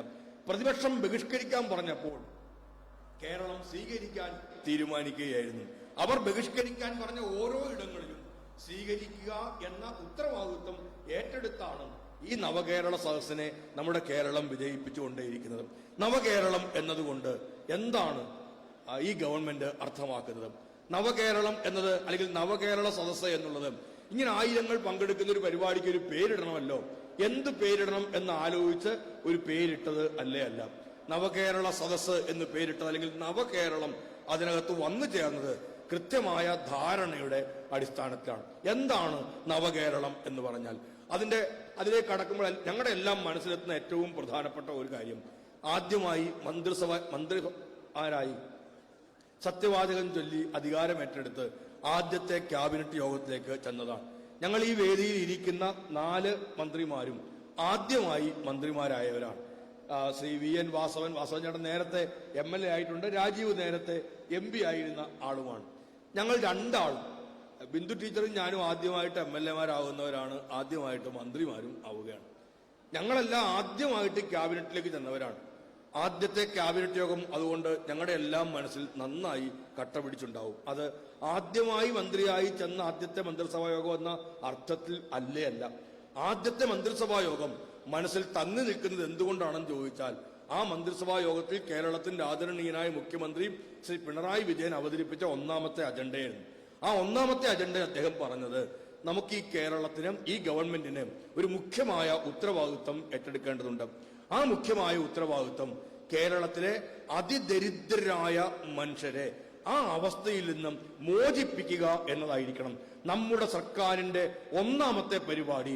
പ്രഥമ പരിഗണന കൊടുത്തും നാം വേഗത്തിൽ നടപ്പിലാക്കേണ്ടുന്ന കാര്യം അതിദാരിദ്ര്യത്തിന്റെ പടുകുഴിയിലേക്ക് എടുത്തെറിയപ്പെട്ട സാധാരണക്കാരിൽ സാധാരണക്കാരായ മനുഷ്യരെ ആ അവസ്ഥയിൽ നിന്നും മോചിപ്പിക്കുക എന്നതിനായിരിക്കണം എന്ന് പറഞ്ഞപ്പോൾ അത്രമേൽ സന്തോഷമാണ് ഞങ്ങളുടെ എല്ലാം മനസ്സുകളിൽ ഉണ്ടായത്. മന്ത്രിസഭാ യോഗം കൈയടിച്ചല്ല ഓരോ തീരുമാനവും അംഗീകരിക്കുക. പക്ഷെ എന്നാൽ ഉള്ളിൽ ആയിരക്കണക്കായ ആളുകളുടെ കരഘോഷം ഉയർന്നു വരുന്നത് പോലെയുള്ള ഒരു അനുഭവമാണ് ആ മന്ത്രിസഭാ യോഗത്തിലുള്ള എല്ലാവരുടെയും മനസ്സുകളിൽ ഉണ്ടായതും. ആർക്കു വേണ്ടിയിട്ടാണ് നമ്മൾ നിൽക്കുന്നതെല്ലാം? സാധാരണക്കാരൻ, പാവപ്പെട്ടവൻ എന്നുള്ളതെല്ലാം പ്രസംഗത്തിനകത്തൊക്കെ ഉപയോഗിക്കുന്ന കേവലമായ ഒരു വാക്കുകളല്ല എന്നും അങ്ങനെ ചേർത്തും കോർത്തും വെച്ച് വെറുതെ പറഞ്ഞു പോവുകയല്ല എന്നും ഈ സാധാരണക്കാരെയും പാവങ്ങളെയും സഹായിക്കുക എന്നുള്ളതാണ് ഏറ്റവും പ്രമുഖമായ ദൗത്യമെന്ന് ഒരു ഭരണകൂടം പ്രഖ്യാപിക്കലായിരുന്നു ആ മന്ത്രിസഭാ യോഗത്തിൽ നടന്നത്. മുഖ്യമന്ത്രി അന്ന് വീണ്ടും പറഞ്ഞു, ഇതിന് നമുക്കൊരു സമയക്രമം നിശ്ചയിക്കണം. അതിദരിദ്രരായിട്ടുള്ളവരെല്ലാം മോചിപ്പിക്കുക എന്ന് വെറുതെ പറഞ്ഞു പോവുകയല്ല, എന്നത്തേക്ക് മോചിപ്പിക്കാൻ കഴിയും? ആ മന്ത്രിസഭാ യോഗത്തിന്റെ തീരുമാനം അറിയിച്ചുകൊണ്ട് മുഖ്യമന്ത്രി തന്നെ പറഞ്ഞു, 2025 നവംബർ 1 ആകുമ്പോൾ കേരളം അതിദരിദ്രരായ ഒരാൾ പോലും ഇല്ലാത്ത ഇന്ത്യൻ സംസ്ഥാനമായി മാറുക തന്നെ ചെയ്യും എന്ന് പറയുകയുണ്ടായി. ഞങ്ങളിടയ്ക്ക് വീണ്ടും നോക്കി. ഈ കഴിഞ്ഞ നവംബർ 1 കേരളീയത്തിന്റെ പരിപാടി നടക്കുന്ന അവസരത്തിൽ മുഖ്യമന്ത്രി തന്നെ പറഞ്ഞു, ഇപ്പൊ എത്ര പേരെ അതിദാരിദ്ര്യ അവസ്ഥയിൽ നിന്ന് മാറ്റിയെന്നും 47% പേരെ എന്ന് വെച്ചാൽ ഏതാണ്ട് പകുതിയോളം ആളുകളെ ഇപ്പോൾ തന്നെ ഈ ഗവൺമെന്റിന് ഈ കേരളത്തിൽ അതിദാരിദ്ര്യത്തിന്റെ പട്ടികയിൽ നിന്ന് മാറ്റാൻ കഴിഞ്ഞു. ഇന്ത്യയിൽ അതിദാരിദ്ര്യം അനുഭവിക്കുന്ന ആളുകൾ എവിടെയാണ് ഏറ്റവും കൂടുതൽ? ഞാൻ എല്ലാത്തിന്റെയും കണക്ക് പറയുന്നില്ല. ഓരോ ഇന്ത്യൻ സംസ്ഥാനങ്ങളെയും എടുത്തു നോക്കുമ്പോൾ ഏറ്റവും കുറച്ച് ആളുകൾ ഈ തരത്തിലുള്ളത് നമ്മുടെ കേരളത്തിലാണ്. അതിദാരിദ്ര്യത്തിന്റെ അവസ്ഥയിൽ കഴിയുന്നവർ ഏറ്റവും കുറവ് കേരളത്തിൽ. നമുക്കതിൽ വേണമെങ്കിൽ മേനി നടിക്കാം. പക്ഷേ 64,006 കുടുംബങ്ങൾ ഇത്തരത്തിലുണ്ട്. എത്ര വലിയ കഷ്ടപ്പാടാണ് ആ കുടുംബങ്ങൾക്കുള്ളതെന്ന് ആലോചിച്ച് നോക്കാം. ഈ കുടുംബങ്ങളെയാണ് നമ്മൾ പ്രമുഖമായി കണക്കാക്കേണ്ടതും. ആ കുടുംബങ്ങളെ സഹായിക്കാനുള്ള പദ്ധതികളുമായി നീങ്ങി എന്നുള്ളതാണ്. 47.8% പേരെ ഇപ്പോൾ തന്നെ അതിൽ നിന്ന് മാറ്റാൻ കഴിഞ്ഞു. ഇതാണ് നവകേരളം എന്ന് പറഞ്ഞാൽ. ദരിദ്രരായ മനുഷ്യരില്ലാത്ത കേരളത്തിന്റെ പേരാണ് നവകേരളം എന്ന്. വെറുതെ ഒരു ബോർഡിനകത്തോ ഒരു ബാനറിനകത്തോ പേര് ചേർക്കുന്നത് കൊണ്ട് നവകേരളമായി തീരില്ല. നവകേരളമാകുന്നത് ഈ ഗവൺമെന്റ് പറയുന്നു, അതിദാരിദ്ര്യത്തിന്റെ പട്ടികയിൽ ഇരിക്കുന്ന ആ പട്ടികയിൽ പേര് നിൽക്കുന്ന ആളുകളെ അതിദാരിദ്ര്യത്തിന്റെ അവസ്ഥയിൽ നിന്ന് മോചിപ്പിക്കുക എന്നുള്ളതാണ് നവകേരളം. അപ്പോഴാണ് അത് നവകേരളം ആയി തീരുക എന്നത്. അതാണ് ഈ ഗവൺമെന്റിന്റെ ഉത്തരവാദിത്വം. നമുക്ക് മുകളിൽ ഒരു വലിയ ഗവൺമെന്റ് ഉണ്ടല്ലോ, ഡൽഹിയിൽ ഒരു ഗവൺമെന്റ്. ആ ഗവൺമെന്റാണ് കേന്ദ്ര ഗവൺമെന്റ്. എല്ലാ സംസ്ഥാനങ്ങളിൽ നിന്നും വരുമാനങ്ങൾ ഏറ്റവും കൂടുതലായി വന്നു കയറുന്നത് അവിടേക്കാണ്. പണത്തിന്റെ കാര്യത്തിൽ പഞ്ഞമില്ലാത്ത ഭരണകൂടമാണ് കേന്ദ്രത്തിന്റെ ഭരണകൂടം. ബ്രഹ്മാവിന് ആയുസ്സിന് പഞ്ഞമില്ല എന്ന് പറയുന്നത് പോലെയാണ് പണത്തിന് കേന്ദ്രത്തിന് പഞ്ഞമേ ഇല്ല. പക്ഷെ അവർക്ക് ഈ ദാരിദ്ര്യത്തിന്റെ കാര്യത്തിൽ നിലപാടെന്താണ്? 2 ഭരണകൂടങ്ങൾ 2 നിലപാടുകൾ നമുക്ക് ബോധ്യപ്പെടും. ദാരിദ്ര്യത്തിന്റെ പട്ടികയിൽ നിൽക്കുന്ന ഇന്ത്യ എടുക്കുമ്പോൾ ഏതാണ്ട് 25% ആളുകളാണ് അതിദാരിദ്ര്യ അവസ്ഥയിലുള്ളത്. എങ്ങനെയാണ് ആ ഭരണകൂടം അതിനെ കാണുന്നത് അറിയാൻ ഒരു ചെറിയ സംഭവം മാത്രം ഒന്ന് ഓർത്തു നോക്കിയാൽ മതിയാവും. നമ്മൾ ഡൽഹിയിൽ ഒരു യോഗം ചേർന്നു. G20 എന്നാണ് ആ യോഗത്തിന്റെ പേര്. G20 ഉച്ചകോടി. ഗ്രൂപ്പ് 20 എന്ന് പറഞ്ഞാൽ ലോകത്തെ പ്രമുഖമായ 20 രാജ്യങ്ങളുടെ തലവന്മാർ ഒത്തുചേരുന്ന സമ്മേളനമാണ്. ആ സമ്മേളനത്തിന് ലോകത്തിന്റെ നാനാഭാഗങ്ങളിൽ നിന്ന് ഈ 20 രാജ്യങ്ങളിൽ നിന്ന് ഈ പ്രമുഖന്മാർ തലവന്മാരെല്ലാം ഡൽഹിയിലേക്ക് പറന്നു വന്നിറങ്ങുമ്പോൾ ഒരു പ്രശ്നം ഇന്ത്യ ഗവൺമെന്റിനെ അലട്ടി. അവർ വരുന്ന വഴിയിൽ ഒരു പ്രശ്നമുണ്ട്. എന്താ പ്രശ്നം? റോഡിന്റെ കുണ്ടും കുഴിയും ഒന്നുമല്ല പ്രശ്നം. ആ വരുന്ന വഴിയിൽ കുറെ ചേരികളുണ്ട്, അവിടെ കുറെ പട്ടിണിക്കോലങ്ങളുണ്ട്. അവർ ഇറങ്ങി വന്ന് നിന്നാൽ ഈ പ്രമാണിമാർ കണ്ടാൽ, രാഷ്ട്രത്തലവന്മാർ കണ്ടാൽ ഇന്ത്യക്ക് എന്തോ ഒരു മാനക്കേടാണ് എന്നായി. ക്യാബിനറ്റ് അടിയന്തരമായി യോഗം ചേർന്നു. ദരിദ്ര നാരായണന്മാരെന്ന് ഗാന്ധിജിയും അതിനു മുന്നേ വിവേകാനന്ദനും വിളിച്ച സാധാരണക്കാരിൽ സാധാരണക്കാരായ മനുഷ്യർ, ഒട്ടിയ വയറിൽ നിന്ന് നിറങ്ങുന്ന തുണി നിൽക്കേണ്ട ഗതികേടിലേക്ക് നിൽക്കുന്ന പാവങ്ങളിൽ പാവങ്ങളായ മനുഷ്യർ. ഈ പട്ടിണിക്കോലങ്ങളെ ലോകരാജ്യങ്ങളുടെ തലവന്മാർ കാണാൻ പാടില്ല എന്നുള്ളത് കൊണ്ട് പറന്നു വന്നിറങ്ങുന്ന വിമാനത്താവളത്തിൽ നിന്നും വിരുന്നൊരുക്കിയിരിക്കുന്നിടത്തേക്കും താമസ സൗകര്യം ഒരുക്കിയിരിക്കുന്ന ഇടത്തേക്കും യോഗം നടക്കുന്ന ഇടങ്ങളിലേക്കും പോകുന്ന വഴിയുടെ ചേരികളിൽ, ആ വഴിയുടെ ഓരങ്ങളിൽ താമസിക്കുന്ന ചേരികളിൽ താമസിക്കുന്ന പാവങ്ങളായ ഈ മനുഷ്യനെ എങ്ങനെയാണ് ഇതിനെ പരിഹാരം ഉണ്ടാക്കുക എന്ന് നോക്കിയപ്പോൾ ആ ഭരണകൂടം തീരുമാനിച്ചത് ഈ ചേരികൾക്ക് മുമ്പിൽ കനത്ത മതിലുകൾ തീർക്കുക എന്നുള്ളതായിരുന്നു, കൂറ്റൻ ബോർഡുകൾ സ്ഥാപിക്കുക എന്നുള്ളതായിരുന്നു. കേന്ദ്ര ഗവൺമെന്റ് പറയുന്നു 56 ഇഞ്ചിന് നെഞ്ചളവുമായി ഇന്ത്യയെ ഭരിക്കുന്ന ഒരു ഭരണാധികാരിയുടെ പേരിൽ പേർത്തും പറഞ്ഞു നടക്കുന്ന ആളുകളുണ്ടല്ലോ നമ്മുടെ നാട്ടിൽ. ആ ഭരണകൂടം തീരുമാനിച്ചു ദാരിദ്ര്യം എന്ന് പറഞ്ഞാൽ മറച്ചു പിടിക്കാനുള്ളതാണ് എന്നും. ഈ കേരളം പറഞ്ഞു, LDF ഗവൺമെന്റ് പറഞ്ഞു ദാരിദ്ര്യം എന്ന് പറഞ്ഞാൽ നടപടികളിലൂടെ, പദ്ധതികളിലൂടെ മാറ്റി തീർക്കാനുള്ളതാണ് എന്നും. ഇതാണ് രണ്ട് ഭരണകൂടങ്ങളുടെ വ്യത്യാസം എന്ന് പറഞ്ഞാൽ. നവകേരളം ദരിദ്രരില്ലാത്ത കേരളമാണ്, നവകേരളം ഭവനരഹിതരില്ലാത്ത കേരളമാണ്. കയറിക്കിടക്കാനൊരു കൂരയില്ലാത്ത മനുഷ്യനുണ്ടെങ്കിൽ നമുക്ക് എങ്ങനെയാണ് ഈ കേരളത്തെ ഇതാ നവകേരളം എന്ന് പറയാൻ കഴിയുക? അതുകൊണ്ട് ഈ ഗവൺമെന്റ് പറഞ്ഞത് നവകേരളം എന്ന് പറഞ്ഞാൽ ഭവനരഹിതരില്ലാത്ത കേരളമായിരിക്കണം. അങ്ങനെയാണ് നമ്മൾ ലൈഫ് പദ്ധതിയിലേക്ക് വന്നത്. കേരളം ഒരുപാട് പദ്ധതികൾ കണ്ടിട്ടുണ്ട്. ലക്ഷം വീട് പദ്ധതി, MN ലക്ഷം വീട് പദ്ധതി, EMS സമ്പൂർണ്ണ പാർപ്പിട പദ്ധതി. ഒന്നാം പിണറായി സർക്കാരിന്റെ കാലത്ത് ലൈഫ് വന്നു. 3,56,108 വീടുകൾ ഈ കേരളത്തിൽ പൂർത്തിയാക്കിയിട്ടുണ്ട്. ഇന്ത്യയിലെ വേറെ ഏതെങ്കിലും സംസ്ഥാനത്ത് ഇത്രയധികം വീടുകൾ പൂർത്തിയാക്കിയിട്ടുണ്ടോ എന്ന് ആർക്കെങ്കിലും പറയാൻ കഴിയുമോ? ഒരു കണക്കും ഇല്ല. എന്ന് വെച്ചാൽ കണക്കില്ലാഞ്ഞിട്ടല്ല, കണക്കുണ്ട്. നമ്മളാണ് ഏറ്റവും കൂടുതൽ വീടുകൾ പൂർത്തിയാക്കിയത്. ചിലരെല്ലാം ചോദിക്കുന്നുണ്ട്, ഈ വീടുകളെല്ലാം പൂർത്തിയാക്കുന്ന ഇടത്ത് എത്രയാണ് കേന്ദ്രത്തിന്റെ സഹായം? 72,000 രൂപയാണ് കേന്ദ്രം സഹായം നൽകുന്നത്. നമ്മൾ കൊടുക്കുന്നതോ 4 ലക്ഷം. ആദിവാസി ജനവിഭാഗങ്ങൾക്ക് 6 ലക്ഷം. കേന്ദ്ര സഹായം 72,000. ഈ 3,56,108 വീടുകൾക്കും കേന്ദ്രത്തിന്റെ 72,000 ഉണ്ടോ? ഇല്ലേ ഇല്ല. നമുക്ക് ആകെ തന്നത് 1 ലക്ഷത്തോളം വീടുകൾക്ക് മാത്രമാണ് കേന്ദ്ര സഹായം. അപ്പോൾ ഏതാണ്ട് 2.5 ലക്ഷത്തോളം വീടുകൾക്ക് നമ്മൾ മാത്രമാണ് ഈ പൈസ കൊടുത്തിരിക്കുന്നതെന്ന് ആലോചിച്ച് നോക്കാം. 1 ലക്ഷത്തോളം വീടുകൾക്ക് സഹായം തന്നിട്ട് കേന്ദ്രം നമ്മളോട് പറഞ്ഞു ആ വീടിന്റെ എല്ലാം മുമ്പിൽ നരേന്ദ്രമോദിയുടെ പടം വെക്കണം, ആ വീടിന്റെ എല്ലാം മുമ്പിൽ ഇത് കേന്ദ്രത്തിന്റെ പദ്ധതിയാണ് എന്ന് പറയണം. 72,000 രൂപ തന്ന കേന്ദ്രം ഈ ഫോട്ടോയും പേരും വെക്കാൻ പറയുന്നു. അതേ വീടിന് ബാക്കി 3,28,000 കൊടുത്ത കേരളം ഒരു കാര്യവും ചെയ്യുന്നില്ല. ഈ കേരളം ഇന്നേ വരെ ഈ തരത്തിൽ നടപ്പിലാക്കിയ ഭവന പദ്ധതിക്കൊന്നും പേരിട്ട് ആ ജനതയെ ബുദ്ധിമുട്ടിലാക്കിയിട്ടില്ല. ദാനം കിട്ടിയ വീടാണ് എന്ന് എല്ലാ ദിവസവും തോന്നിപ്പിക്കുന്ന തരത്തിൽ, എല്ലാ മാലോകരെയും വിളിച്ചറിയിക്കുന്ന തരത്തിൽ സാധാരണക്കാരായ മനുഷ്യർക്ക് സർക്കാരിന്റെ ഖജനാവിൽ നിന്ന് പണം മുടക്കിയിട്ട് ഭരണകൂടം പറയുകയാണ് എന്റെ ഔദാര്യമാണ്, ഭരണകൂടത്തിന്റെ ഔദാര്യമാണ്, നീ കയറി കിടന്നു എന്ന് പറയുന്ന അത്തരമൊരു രീതി ഈ കൊച്ചു കേരളം പറഞ്ഞു, ഈ LDF ഗവൺമെന്റ് പറഞ്ഞു. അത്തരമൊരു രീതി നടപ്പിലാക്കാൻ ഈ കേരളത്തിന് മനസ്സില്ല എന്ന് ഈ കേരളം പറഞ്ഞു. പാവപ്പെട്ടവന്റെ ആത്മാഭിമാനത്തിന്റെ മുകളിൽ ചാപ്പ കുത്താൻ ഒരു പ്രധാനമന്ത്രിയുടെയും പടം വെക്കാൻ ഈ കേരളം ഒരുക്കമല്ല എന്ന് പറഞ്ഞു. നമ്മൾ പറഞ്ഞു LDF ഗവൺമെന്റ് എന്നോട് ഞങ്ങൾ പേര് വെക്കുന്നില്ല, പിണറായി വിജയൻ എന്ന കേരളത്തിന്റെ മുഖ്യമന്ത്രിയുടെ പടം അവിടെ വെക്കുന്നില്ല. ഒരാളുടെയും പടം വെക്കലല്ല അവിടെ വേണ്ടത്. പാവപ്പെട്ടവന് കൊടുക്കുന്ന ഔദാര്യമായിട്ടല്ല അത് ചെയ്യുന്നതും. ഈ നാടിന്റെ നികുതി പണം കൊണ്ട് വന്നു ചേരുന്ന ഖജനാവിൽ നിന്ന് മുടക്കുന്ന പണമാണത്. അതുകൊണ്ട് ആരുടെയും ഔദാര്യമല്ല, ഒരു ഭരണകൂടത്തിന്റെയും ഔദാര്യമല്ല.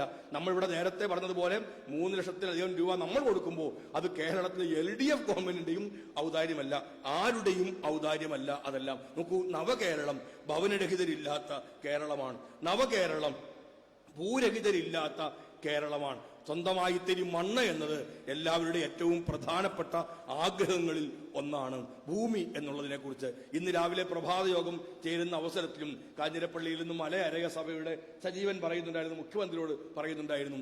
അവിടുത്തെ പട്ടയവുമായി ബന്ധപ്പെട്ട് കഴിഞ്ഞ ഗവൺമെന്റിന്റെ കാലത്ത് തന്നെ ഇറക്കിയ ഉത്തരവെല്ലാം ഉണ്ട്, എന്നാൽ സർവേ നടപടികൾ പൂർത്തിയാകാത്തതിന്റെ പ്രശ്നമുണ്ട് എന്നും അവിടെ മറുപടി കൃത്യമായിട്ടെന്ന് വണ്ണം പറഞ്ഞു. ഈ 2024 തന്നെ അതിനാവശ്യമായ പട്ടയം മുഴുവൻ പേർക്കും കൊടുക്കുന്നതിനുള്ള എല്ലാ നടപടികളും സ്വീകരിക്കുമെന്ന് പറഞ്ഞു. ബഹുമാനായ റവന്യൂ വകുപ്പ് മന്ത്രി അവിടെ ഉണ്ടായിരുന്നു. ആ ടേബിളിന്റെ അടുത്ത് തന്നെയാണ് ഈ സജീവൻ അടക്കമുള്ളവർ ഇരുന്നത്.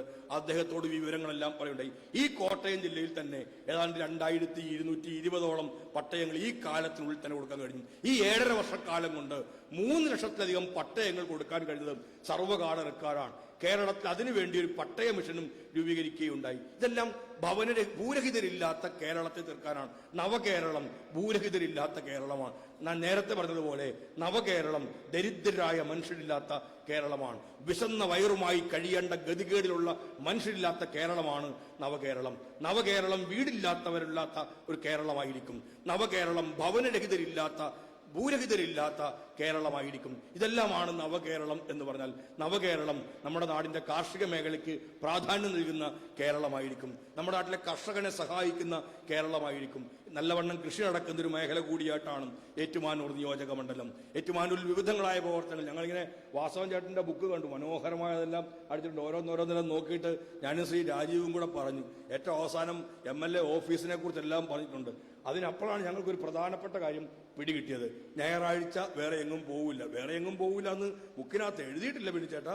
അത് എഴുതി വെച്ചിരിക്കുന്നത് ഞായറാഴ്ച രാവിലെ മുതൽ തന്നെ ഓഫീസിൽ ഉണ്ടായിരിക്കും എന്നാണ്.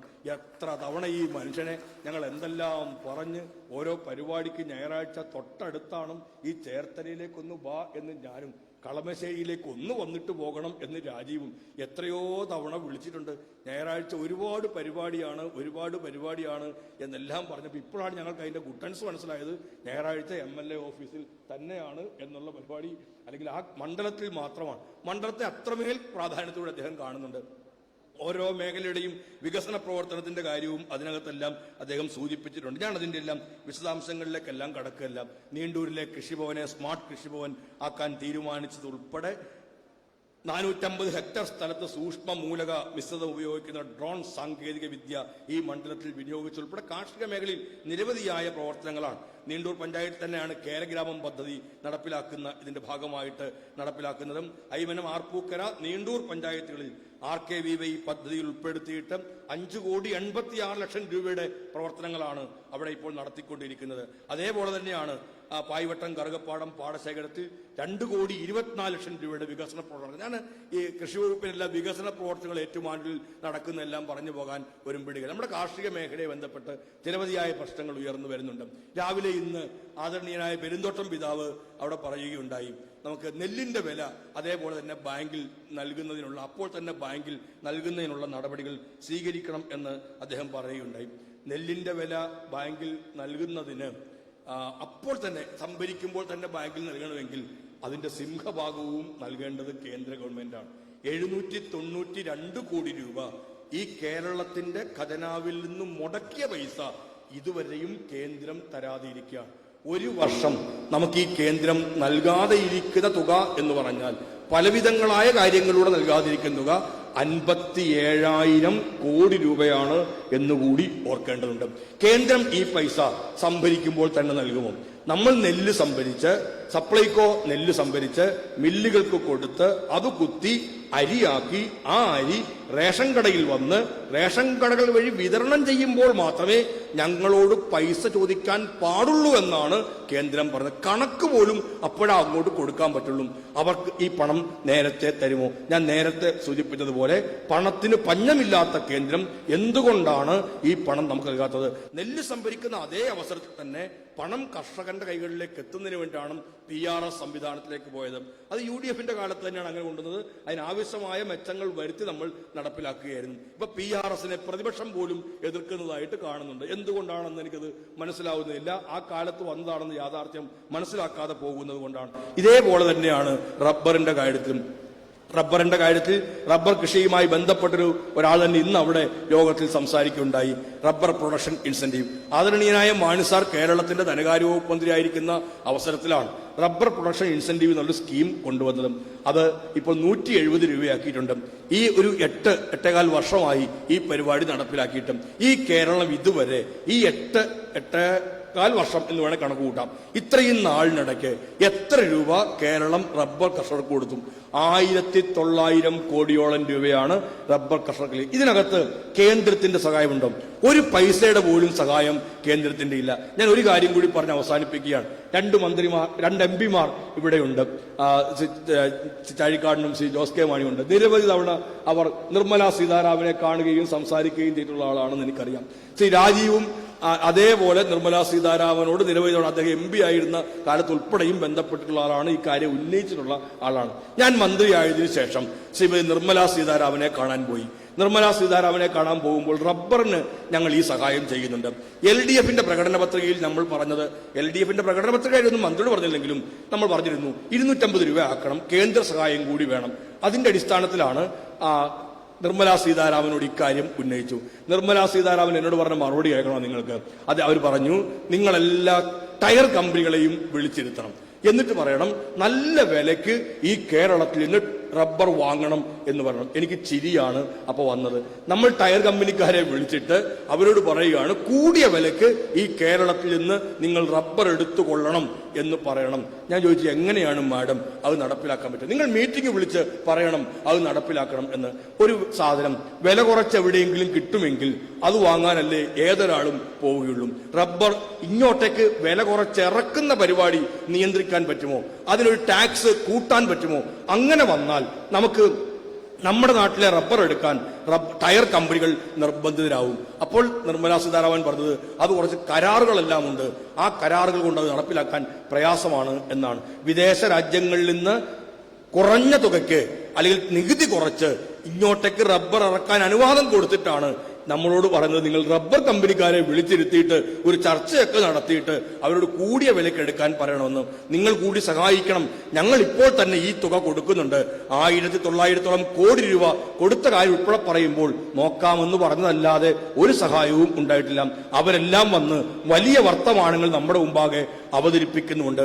അങ്ങേയറ്റം കർഷക വിരുദ്ധമായ നിലപാടുകൾ സ്വീകരിക്കുന്ന ഈ കേന്ദ്ര ഭരണകൂടത്തോട് കൃത്യമായ എന്ന വണ്ണമുള്ള ഒരു പ്രതികരണം നമ്മൾ രേഖപ്പെടുത്തേണ്ടത് അത്യന്താപേക്ഷിതമായിട്ടാണ് ഇരിക്കുന്നതെല്ലാം. സാധ്യമായ എല്ലാ സഹായങ്ങളും കേരളത്തിന്റെ കാർഷിക മേഖലയ്ക്ക് വേണ്ടി ചെയ്യാൻ ഈ സർക്കാരും പ്രതിജ്ഞാബദ്ധമാണ്. ആ തരത്തിൽ മുന്നോട്ട് പോകുന്നുണ്ട്. ഈ മണ്ഡലത്തിലടക്കം ഇപ്പോൾ നിരവധിയായ കൃഷിക്കൂട്ടങ്ങൾ രൂപപ്പെട്ടിട്ടുണ്ട്. ഫാർമേഴ്സ് പ്രൊഡ്യൂസർ ഓർഗനൈസേഷനുകൾ വന്നിട്ടുണ്ട്. ഇന്ത്യയിൽ ആദ്യമായി സിയാൽ മോഡലിൽ കർഷകരുടെ ഉൽപ്പന്നങ്ങളുടെ വിപണനം ഉൾപ്പെടെ ലക്ഷ്യം വെച്ചുകൊണ്ട് കേരള അഗ്രോ ബിസിനസ് കമ്പനി യാഥാർത്ഥ്യമായി കഴിഞ്ഞിരിക്കുകയാണ്. വലിയ മുന്നേറ്റങ്ങൾ നമുക്ക് ഈ രംഗത്ത് നമുക്ക് കൊണ്ടുപോകാൻ കഴിയുന്ന തരത്തിലേക്ക് ഒരു പുത്തൻ ചുവടുവയ്പ്പുകൾ നമ്മുടെ കാർഷിക മേഖല അടക്കം ഉണ്ടാവുന്നുണ്ട്. എല്ലാ വിശദാംശങ്ങളിലേക്കും ഞാൻ ഇനി കടന്നു പോകുന്നില്ല. പിന്നാലെ ഇനിയും മന്ത്രിമാർ സംസാരിക്കാനുണ്ട് എന്നതുകൊണ്ട് ഞാൻ എൻ്റെ വാക്കുകൾ അവസാനിപ്പിക്കുകയാണ്. ഒരിക്കൽ കൂടി ഏറ്റുമാനൂരിലെ ഈ നവകേരള സദസ്സിനെ വമ്പൻ വിജയമാക്കി തീർന്ന നിങ്ങളെ എല്ലാവരെയും ഹൃദയം നിറഞ്ഞ് അഭിനന്ദിച്ചുകൊണ്ട് വാക്കുകൾ അവസാനിപ്പിക്കുന്നു. നന്ദി, നമസ്കാരം.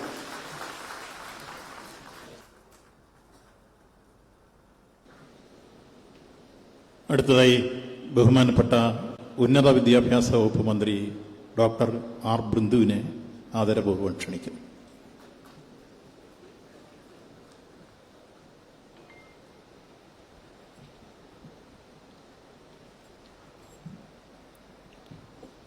യോഗാധ്യക്ഷൻ, ബഹുമാന്യനായ സഹകരണ വകുപ്പ് മന്ത്രി ശ്രീ വാസവൻ, സദസ്സിൽ സന്നിഹിതരായിട്ടുള്ള ബഹുമാന്യരായ സഹമന്ത്രിമാരെ, ബഹുമാന്യരായ MP-മാരെ, ഈ നവകേരള സദസ്സിലേക്ക് ഇരമ്പിയാർത്ത് കടന്നു വന്നിട്ടുള്ള പ്രിയമുള്ള സഹോദരി സഹോദരന്മാരെ, സുഹൃത്തുക്കളെ, കേരളത്തിലെ ജനങ്ങളുടെ ക്ഷേമവും നാടിൻ്റെ വികസനവും ലക്ഷ്യമാക്കി സംസ്ഥാന സർക്കാർ നടപ്പാക്കുന്ന വിവിധങ്ങളായ വികസന പദ്ധതികളും ക്ഷേമ പരിപാടികളും ജനസമക്ഷം വിശദീകരിച്ചുകൊണ്ട്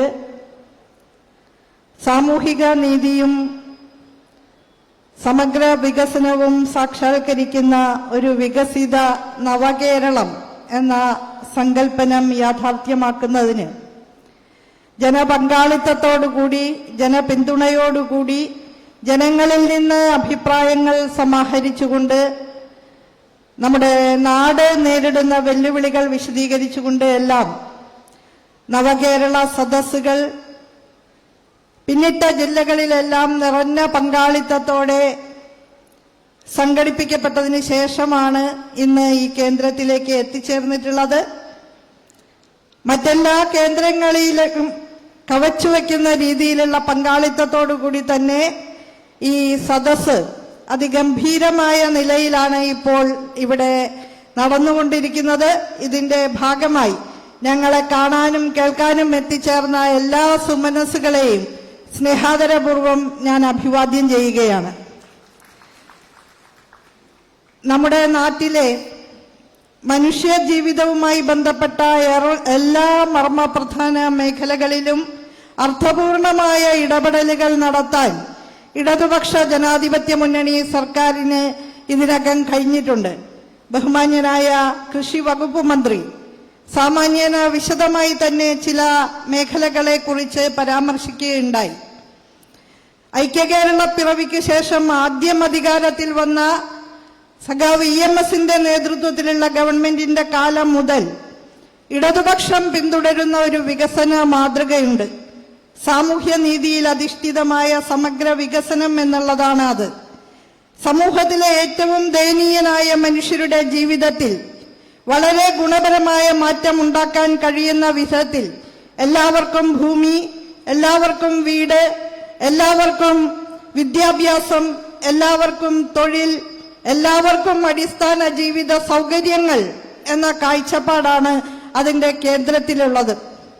ആ കാഴ്ചപ്പാടിന്റെ അടിസ്ഥാനത്തിൽ സാമൂഹ്യനീതിയിൽ അധിഷ്ഠിതമായ സമഗ്ര വികസനം എന്ന വിശാലമായ വീക്ഷണത്തോടുകൂടി മുന്നോട്ട് പോകുമ്പോൾ അത് വളരെ കൃത്യമായി നമ്മുടെ ജനജീവിതത്തിൽ പ്രതിഫലിക്കുന്നു എന്നുള്ളതിന്റെ ഉത്തമമായ ഉദാഹരണമാണ് ഇന്ന് രാജ്യത്ത് ഏറ്റവും കുറഞ്ഞ ദാരിദ്ര്യത്തിന്റെ നിരക്ക് കേരളത്തിലാണ് ഉള്ളത് എന്നുള്ളത്. കേരളത്തിൽ കേവലം 1% താഴെ 0.71% മാത്രമാണ് അതിദരിദ്രർ ഉള്ളത്. ദേശീയ ശരാശരി 25%. ഇതര സംസ്ഥാനങ്ങളിൽ പലതിലും 50% വരെ അതിദരിദ്രർ ഉണ്ട് എന്ന് കാണുമ്പോഴാണ് കേരളത്തിന്റെ പ്രത്യേകത നാം പ്രത്യേകം മനസ്സിലാക്കേണ്ടത്.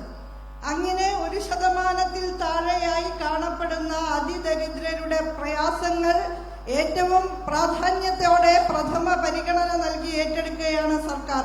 അതിനെക്കുറിച്ച് ബഹുമാന്യനായ കൃഷിമന്ത്രി ഇവിടെ സൂചിപ്പിക്കുകയുണ്ടായി.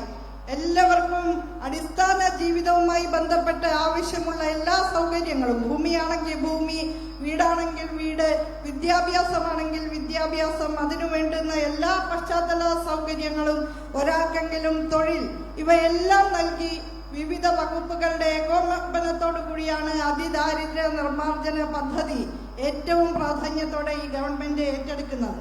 ഇവിടെ പറഞ്ഞതുപോലെ 1.25 ലക്ഷം പേർക്ക് ഇതിനകം ഭൂമിയിൽ അവകാശം ചാർത്തി കൊടുക്കുന്ന പട്ടയ രേഖകൾ വിതരണം ചെയ്യാൻ കഴിഞ്ഞു. എല്ലാ ഭൂമിയും എല്ലാവർക്കും ഭൂമി, എല്ലാ ഭൂമിക്കും രേഖ എന്നുള്ളതാണ് റവന്യൂ വകുപ്പിന്റെ മുദ്രാവാക്യം. അതുപോലെ ഭവന നിർമ്മാണ പദ്ധതിയെ കുറിച്ച് ഇവിടെ സൂചിപ്പിച്ചു. ലൈഫ് പദ്ധതി 3.5 ലക്ഷം കുടുംബങ്ങൾക്ക് സുഭദ്രമായ വീടുകൾ വെച്ചു കൊടുക്കാൻ കഴിഞ്ഞിട്ടുണ്ട്. ഇതിനകം 5 വർഷം പൂർത്തീകരിക്കുമ്പോഴേക്ക് ഭവനരഹിതരില്ലാത്ത കേരളം എന്ന പ്രഖ്യാപനവും നാം സാക്ഷാത്കരിക്കുകയാണ്. മനുഷ്യർക്ക് ആവശ്യമുള്ള എല്ലാ മേഖലകളിലും രാജ്യത്ത് 1ാം സ്ഥാനം കേരളത്തിനാണുള്ളത്. നീതി ആയോഗിന്റെ വികസന സൂചികകൾ അനുസരിച്ച് അവരുടെ സുസ്ഥിര വികസന പരിപാടികളുടെ പരിശോധനയുടെ അടിസ്ഥാനത്തിൽ കേരളത്തിന് എല്ലാ മേഖലകളിലും 1ാം സ്ഥാനമാണ്. ആരോഗ്യ മേഖല കഴിഞ്ഞ 3 വർഷങ്ങളായി ആരോഗ്യമന്ത്രൻ അവാർഡ് കേരളത്തിനാണ് ലഭിക്കുന്നത്. ഏറ്റവും കുറവ് ശിശു മരണനിരക്ക് കേരളത്തിലാണുള്ളത്. ഏറ്റവും കൂടുതൽ പേർക്ക് ഏറ്റവും തുകയ്ക്കുള്ള സൗജന്യ ചികിത്സ നൽകുന്നത് കേരളമാണ്. മെഡിക്കൽ കോളേജുകളും താലൂക്ക് ആശുപത്രികളും ഗ്രാമാന്തരങ്ങളിലുള്ള ആരോഗ്യ കേന്ദ്രങ്ങളുമെല്ലാം ഏറ്റവും ആധുനികമായ യന്ത്രോപകരണങ്ങളും സംവിധാനങ്ങളുമായി ഏത് രോഗിക്കും എപ്പോൾ വേണമെങ്കിലും ചികിത്സ പ്രാപ്യമാക്കാവുന്ന നിലയിൽ പ്രവർത്തിക്കുന്നു എന്നുള്ളത് നമുക്കേറെ അഭിമാനകരമാണ്. ഈ അടുത്ത ദിവസമാണല്ലോ ചെന്നൈയിലുള്ള ഒരു യുവാവിന്റെ ഹൃദയം ഹെലികോപ്റ്ററിൽ കൊണ്ടുവന്നുകൊണ്ട് എറണാകുളത്ത് മറ്റൊരു യുവാവിന്റെ ഹൃദയമായിട്ട് അതിനെ പരിവർത്തനം ചെയ്യുന്ന ശസ്ത്രക്രിയ നമ്മൾ ഏറ്റെടുത്തത്. അത്തരത്തിൽ നിരവധി ഉദാഹരണങ്ങളുണ്ട് കേരളത്തിലെ ആരോഗ്യ മേഖലയുടെ മിഴിവിനെ സംബന്ധിച്ചിടത്തോളം. കഴിഞ്ഞ ഗവൺമെന്റിന്റെ കാലത്ത് ആരംഭിച്ച പൊതുവിദ്യാഭ്യാസ സംരക്ഷണ യജ്ഞം എല്ലാ കുട്ടികളുടെയും അവകാശമാണ് ഗുണമേന്മയുള്ള വിദ്യാഭ്യാസം എന്നതായിരുന്നു മുദ്രാവാക്യം. ആ ഗുണമേന്മയുള്ള വിദ്യാഭ്യാസം നമ്മുടെ നാട്ടിലെ മുഴുവൻ കുഞ്ഞുങ്ങൾക്കും അച്ഛന്റെയും അമ്മയുടെയും കീശയുടെ വലിപ്പം നോക്കാതെ ലഭിക്കണം എന്നുള്ള ഇച്ഛാശക്തിയുടെ ഭാഗമായിട്ടാണ് സർക്കാർ പൊതുവിദ്യാലയങ്ങളെ മെച്ചപ്പെടുത്തുന്നതിനുള്ള പരിപാടി ആവിഷ്കരിച്ചത്.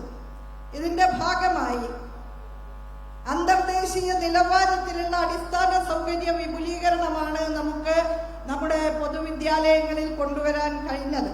അക്കാദമികമായ ഗുണമേന്മ ഏറെ വികസിതമായ നിലയിൽ നമുക്ക് ആർജിക്കാൻ കഴിയും. നോക്കൂ, ഇവിടെ നവകേരളം എന്താണ് എന്ന് വിശദീകരിക്കാനായി ബഹുമാന്യനായ കൃഷി വകുപ്പ് മന്ത്രി ചില കാര്യങ്ങൾ സൂചിപ്പിച്ചിരുന്നു. കേരളം മിതപര്യന്തം ആർജിച്ചിട്ടുള്ള നേട്ടങ്ങളെ കാലാനുസാരിയായി പരിഷ്കരിച്ചുകൊണ്ട് ഇതുവരെ നാം എത്തിച്ചേരാത്ത മേഖലകളിൽ കൂടി ശക്തമായ നിലയിലുള്ള ഇടപെടലുകൾ നടത്തിക്കൊണ്ട് പുതിയ കാലവും പുതിയ ലോകവും ഉയർത്തുന്ന വെല്ലുവിളികളെ അഭിസംബോധന ചെയ്യാവുന്ന ജനസമൂഹമായിട്ട് കേരളത്തെ മാറ്റുക എന്നുള്ളതാണ് നവകേരള സൃഷ്ടി എന്നുള്ളത് കൊണ്ട് ഉദ്ദേശിക്കുന്നത്. ഇതിന്റെ ഭാഗമായി കേരളത്തെ ഒരു പുത്തൻ വൈജ്ഞാനിക സമൂഹമാക്കി മാറ്റുക എന്നുള്ളത് പരമപ്രധാന ലക്ഷ്യമായിട്ട് ഈ ഗവൺമെന്റ് കാണുകയാണ്. നേരത്തെ ഞാൻ പറഞ്ഞല്ലോ, പൊതുവിദ്യാഭ്യാസ സംരക്ഷണ യജ്ഞവുമായി ബന്ധപ്പെട്ടുകൊണ്ട് സ്കൂൾ വിദ്യാഭ്യാസ മേഖലയിൽ ആരംഭിച്ച ഗുണനിലവാര വർധനവ് അതിന്റെ സ്വാഭാവിക തുടർച്ച എന്നുള്ള നിലയിൽ ഉന്നത വിദ്യാഭ്യാസ മേഖലയിലേക്ക് കൊണ്ടുപോവുകയാണ്. കേരളത്തെ ഒരു പുത്തൻ വൈജ്ഞാനിക സമൂഹമാക്കി മാറ്റുക എന്ന ഉത്തരവാദിത്വത്തിന്റെ പതാകവാഹകരായി മുൻപേ നടക്കേണ്ടവരാണ് ഉന്നത വിദ്യാഭ്യാസ മേഖലയിലുള്ളവർ. പ്രത്യേകിച്ച് നമ്മുടെ യുവാക്കൾ, നമ്മുടെ യുവാക്കളായ വിദ്യാർത്ഥിനികൾ, അവരാണ് നാളത്തെ കേരളത്തെ മുന്നിൽ നിന്ന് നയിക്കേണ്ടത് എന്നുള്ളത് കൊണ്ട് തന്നെ ഒരു വൈജ്ഞാനിക സമൂഹമായി കേരളം മാറുമ്പോൾ ആ വൈജ്ഞാനിക സമൂഹം ഒരു ജനപക്ഷ വൈജ്ഞാനിക സമൂഹമായി നിലനിൽക്കണമെന്നുണ്ടെങ്കിൽ നാം ഉൽപ്പാദിപ്പിക്കുന്ന വിജ്ഞാനത്തെ ജനജീവിത നിലവാരം ഉയർത്തുന്നതിനും നമ്മുടെ നാടിന്റെ സമ്പദ്ഘടനയുടെ വിപുലീകരണത്തിനും പ്രയോജനപ്പെടുത്തണമെന്നുണ്ടെങ്കിൽ നമ്മുടെ യുവാക്കൾക്ക്, നാളെയുടെ സാരഥികൾക്ക് ആവശ്യമായ എല്ലാ പിന്തുണാ സംവിധാനങ്ങളും ഉറപ്പുവരുത്തുക എന്നുള്ളതിന് വളരെ പ്രധാനപ്പെട്ട പരിഗണനയാണ് ഈ ഗവൺമെന്റ് നൽകുന്നത്. നിങ്ങൾ ശ്രദ്ധിച്ചിട്ടുണ്ടോ? കഴിഞ്ഞ 2 ബജറ്റ് പ്രഖ്യാപന വേളയിലും ആദ്യം പരാമർശിക്കപ്പെട്ട മേഖല ഉന്നത വിദ്യാഭ്യാസ മേഖലയായിരുന്നു. 1000 കോടി രൂപയിൽ പരം തുക ഈ മേഖലയിൽ വിന്യസിച്ചുകൊണ്ടാണ് നമ്മുടെ കലാലയങ്ങളുടെയും സർവകലാശാലകളുടെയും അടിസ്ഥാന സൗകര്യ വിപുലീകരണ മേഖലയിൽ അർത്ഥപൂർണമായ ഇടപെടലുകൾ ഈ സർക്കാർ നടത്തിയിട്ടുള്ളത്. അതിന്റെ പ്രതിഫലനം നമ്മുടെ കലാലയങ്ങളുടെയും സർവകലാശാലകളുടെയും പ്രവർത്തനങ്ങളിൽ നമുക്ക് കാണാൻ കഴിയും. ഏറ്റവും മികച്ച ലാബ് കോംപ്ലക്സുകൾ, മോഡേണൈസ്ഡ് ആയിട്ടുള്ള ആധുനികമായിട്ടുള്ള ലൈബ്രറികൾ, സ്മാർട്ട് ക്ലാസ് റൂമുകൾ, അക്കാദമിക് കോംപ്ലക്സുകൾ, അഡ്മിനിസ്ട്രേറ്റീവ് കോംപ്ലക്സുകൾ എല്ലാം ഈ കാലയളവിൽ കിഫ്ബി പദ്ധതിയിലൂടെ, റൂസ പദ്ധതിയിലൂടെ, സംസ്ഥാന ഗവൺമെന്റിന്റെ പ്ലാൻ ഫണ്ട് വിഹിതം ഉപയോഗിച്ചുകൊണ്ട് കഴിഞ്ഞ 7.5 വർഷക്കാലത്തിനുള്ളിൽ 6000 കോടി രൂപ ഉന്നത വിദ്യാഭ്യാസ മേഖലയിൽ വിന്യസിച്ചുകൊണ്ടാണ് ഈ സർക്കാർ ആ മേഖലയെ ശാക്തീകരിച്ചു കൊണ്ടിരിക്കുന്നത്. അതിന്റെ കൃത്യമായിട്ടുള്ള പ്രതിഫലനം നമുക്ക് ഈ സ്ഥാപനങ്ങളുടെ പ്രവർത്തനത്തിൽ അതിന്റെ മികവിൽ കാണാൻ കഴിയുന്നു എന്നുള്ളതാണ്. ദേശീയാടിസ്ഥാനത്തിലുള്ള നാക് പരിശോധനകളിൽ, നാഷണൽ അക്രഡിറ്റേഷനുമായി ബന്ധപ്പെട്ട പരിശോധനകളിൽ, NIRF റാങ്കിങ്ങിൽ ഒക്കെ ഇന്ന് കേരളത്തിലെ ഉന്നത വിദ്യാഭ്യാസ മേഖല തിളക്കമാർന്ന നേട്ടങ്ങളാണ് നേടിക്കൊണ്ടിരിക്കുന്നത്. കേരള സർവകലാശാല A++ ആണ് നാക് അക്രഡിറ്റേഷനിൽ നേടിയിട്ടുള്ളത്. കാലിക്കറ്റ്, കാലടി, കൊച്ചിൻ യൂണിവേഴ്സിറ്റികൾ A+ നേടി. മഹാത്മാഗാന്ധി സർവകലാശാലയാകട്ടെ ആഗോള റാങ്കിങ്ങിൽ, ടൈംസ് റാങ്കിങ്ങിൽ 400-നും 500-നും ഇടയ്ക്കുള്ള ബാൻഡ് വിഡ്ത്തിലാണ് ഇടം പിടിച്ചിട്ടുള്ളത്. രാജ്യത്തെ 2ാം റാങ്കിനാണ് ടൈംസ് റാങ്കിങ്ങിൽ മഹാത്മാഗാന്ധി സർവകലാശാലയ്ക്ക് ഇടം പിടിക്കാനായത്. നമ്മുടെ രാജ്യത്ത് ആദ്യ 200 ഏറ്റവും മികച്ച കോളേജുകളിൽ 42 എണ്ണം കേരളത്തിലാണുള്ളത്. അത് സൂചിപ്പിക്കുന്നത് 21% ഏറ്റവും മികച്ച കലാലയങ്ങൾ, ഈ രാജ്യത്തെ 21% മികച്ച കലാലയങ്ങൾ നമ്മുടെ ഈ കൊച്ചു സംസ്ഥാനത്തിലാണ് ഉള്ളത് എന്നുള്ളതാണ്. അവിടെ പഠിക്കുന്ന കുട്ടികൾക്ക് വേണ്ടുന്ന ലോകോത്തര സംവിധാനങ്ങൾ തന്നെ ഉണ്ടാക്കി കൊടുക്കുക എന്നുള്ളതാണ് സംസ്ഥാന ഗവൺമെന്റ് ഇപ്പോൾ ഏറ്റെടുത്തിട്ടുള്ളത്. ഞാൻ നേരത്തെ പറഞ്ഞല്ലോ, 23 സ്ഥാപനങ്ങൾക്ക് നാക് അക്രഡിറ്റേഷനിൽ A++ ഉണ്ട്, 38 സ്ഥാപനങ്ങൾക്ക് A+ ഉണ്ട്, 60 സ്ഥാപനങ്ങൾക്ക് A ഗ്രേഡ് ഉണ്ട്, 120 കോളേജുകളാണ് A ഗ്രേഡിനു മേൽ ഗ്രേഡ് കരസ്ഥമാക്കിക്കൊണ്ട് ഇന്ന് സംസ്ഥാനത്ത് പ്രവർത്തിക്കുന്നത്. നമ്മുടെ സ്ഥാപനങ്ങൾ ഉൽപ്പാദിപ്പിക്കുന്ന ഏറ്റവും പ്രധാനപ്പെട്ട അറിവുകളെ കേരളത്തിന്റെ അടിസ്ഥാന മേഖലയിലെ പ്രശ്നങ്ങൾ പരിഹരിക്കുന്നതിന് വേണ്ടി പ്രയോജനപ്പെടുത്തുക എന്നുള്ളതാണ് ലക്ഷ്യം. അതാണ് ഒരു വൈജ്ഞാനിക സമൂഹം എന്നുള്ളത് കൊണ്ട് ഉദ്ദേശിക്കുന്നത്. ബഹുമാന്യനായ വ്യവസായ വകുപ്പ് മന്ത്രി ഇവിടെ ഇരിപ്പുണ്ട്. ഈ ഗവൺമെന്റിന്റെ അധികാരം ഏറ്റെടുക്കുന്ന വേളയിൽ നടത്തിയിട്ടുള്ള പ്രഖ്യാപനം 20 ലക്ഷം പേർക്ക് പുതുതായി തൊഴിൽ നൽകും എന്നുള്ളതാണ്. ആ 20 ലക്ഷം എന്നുള്ളതിനെ 50 ലക്ഷം എന്ന നിലയ്ക്ക് ഉയർത്താൻ കഴിയുമാറ് തൊഴിലും വിദ്യാഭ്യാസവും തമ്മിലുള്ള ബന്ധം ശക്തിപ്പെടുത്തുക എന്നുള്ളതാണ് ഈ സന്ദർഭത്തിൽ സർക്കാർ ഏറ്റെടുക്കുന്ന പ്രധാനപ്പെട്ട ഒരു ഉത്തരവാദിത്തം. ഇതിന്റെ ഭാഗമായി കലാലയങ്ങളോട് ചേർന്നുകൊണ്ട് ഇൻഡസ്ട്രിയൽ പാർക്കുകൾ ആരംഭിക്കുക എന്ന പ്രഖ്യാപനം അത് സാക്ഷാത്കരിക്കപ്പെടുകയാണ്. Industry on campus, connect career to campus തുടങ്ങിയ പദ്ധതികൾ ഈ കേരള സംസ്ഥാനത്ത് നാം അഭിമാനപൂർവ്വം നടപ്പാക്കുകയാണ്. പഠിക്കുമ്പോൾ തന്നെ തൊഴിൽ ചെയ്യുക, ഏൺ വൈൽ യു ലേൺ എന്ന പദ്ധതി നടപ്പാക്കുകയാണ്. ഇന്നൊവേഷൻ സെന്ററുകളും ഇൻക്യുബേഷൻ സെന്ററുകളും കൂടുതലായി നമ്മുടെ സ്ഥാപനങ്ങളിൽ ആരംഭിക്കുകയാണ്. ഇന്നൊവേഷൻ എന്ന് പറഞ്ഞാൽ നൂതന ആശയങ്ങൾ എന്നാണ് അർത്ഥം.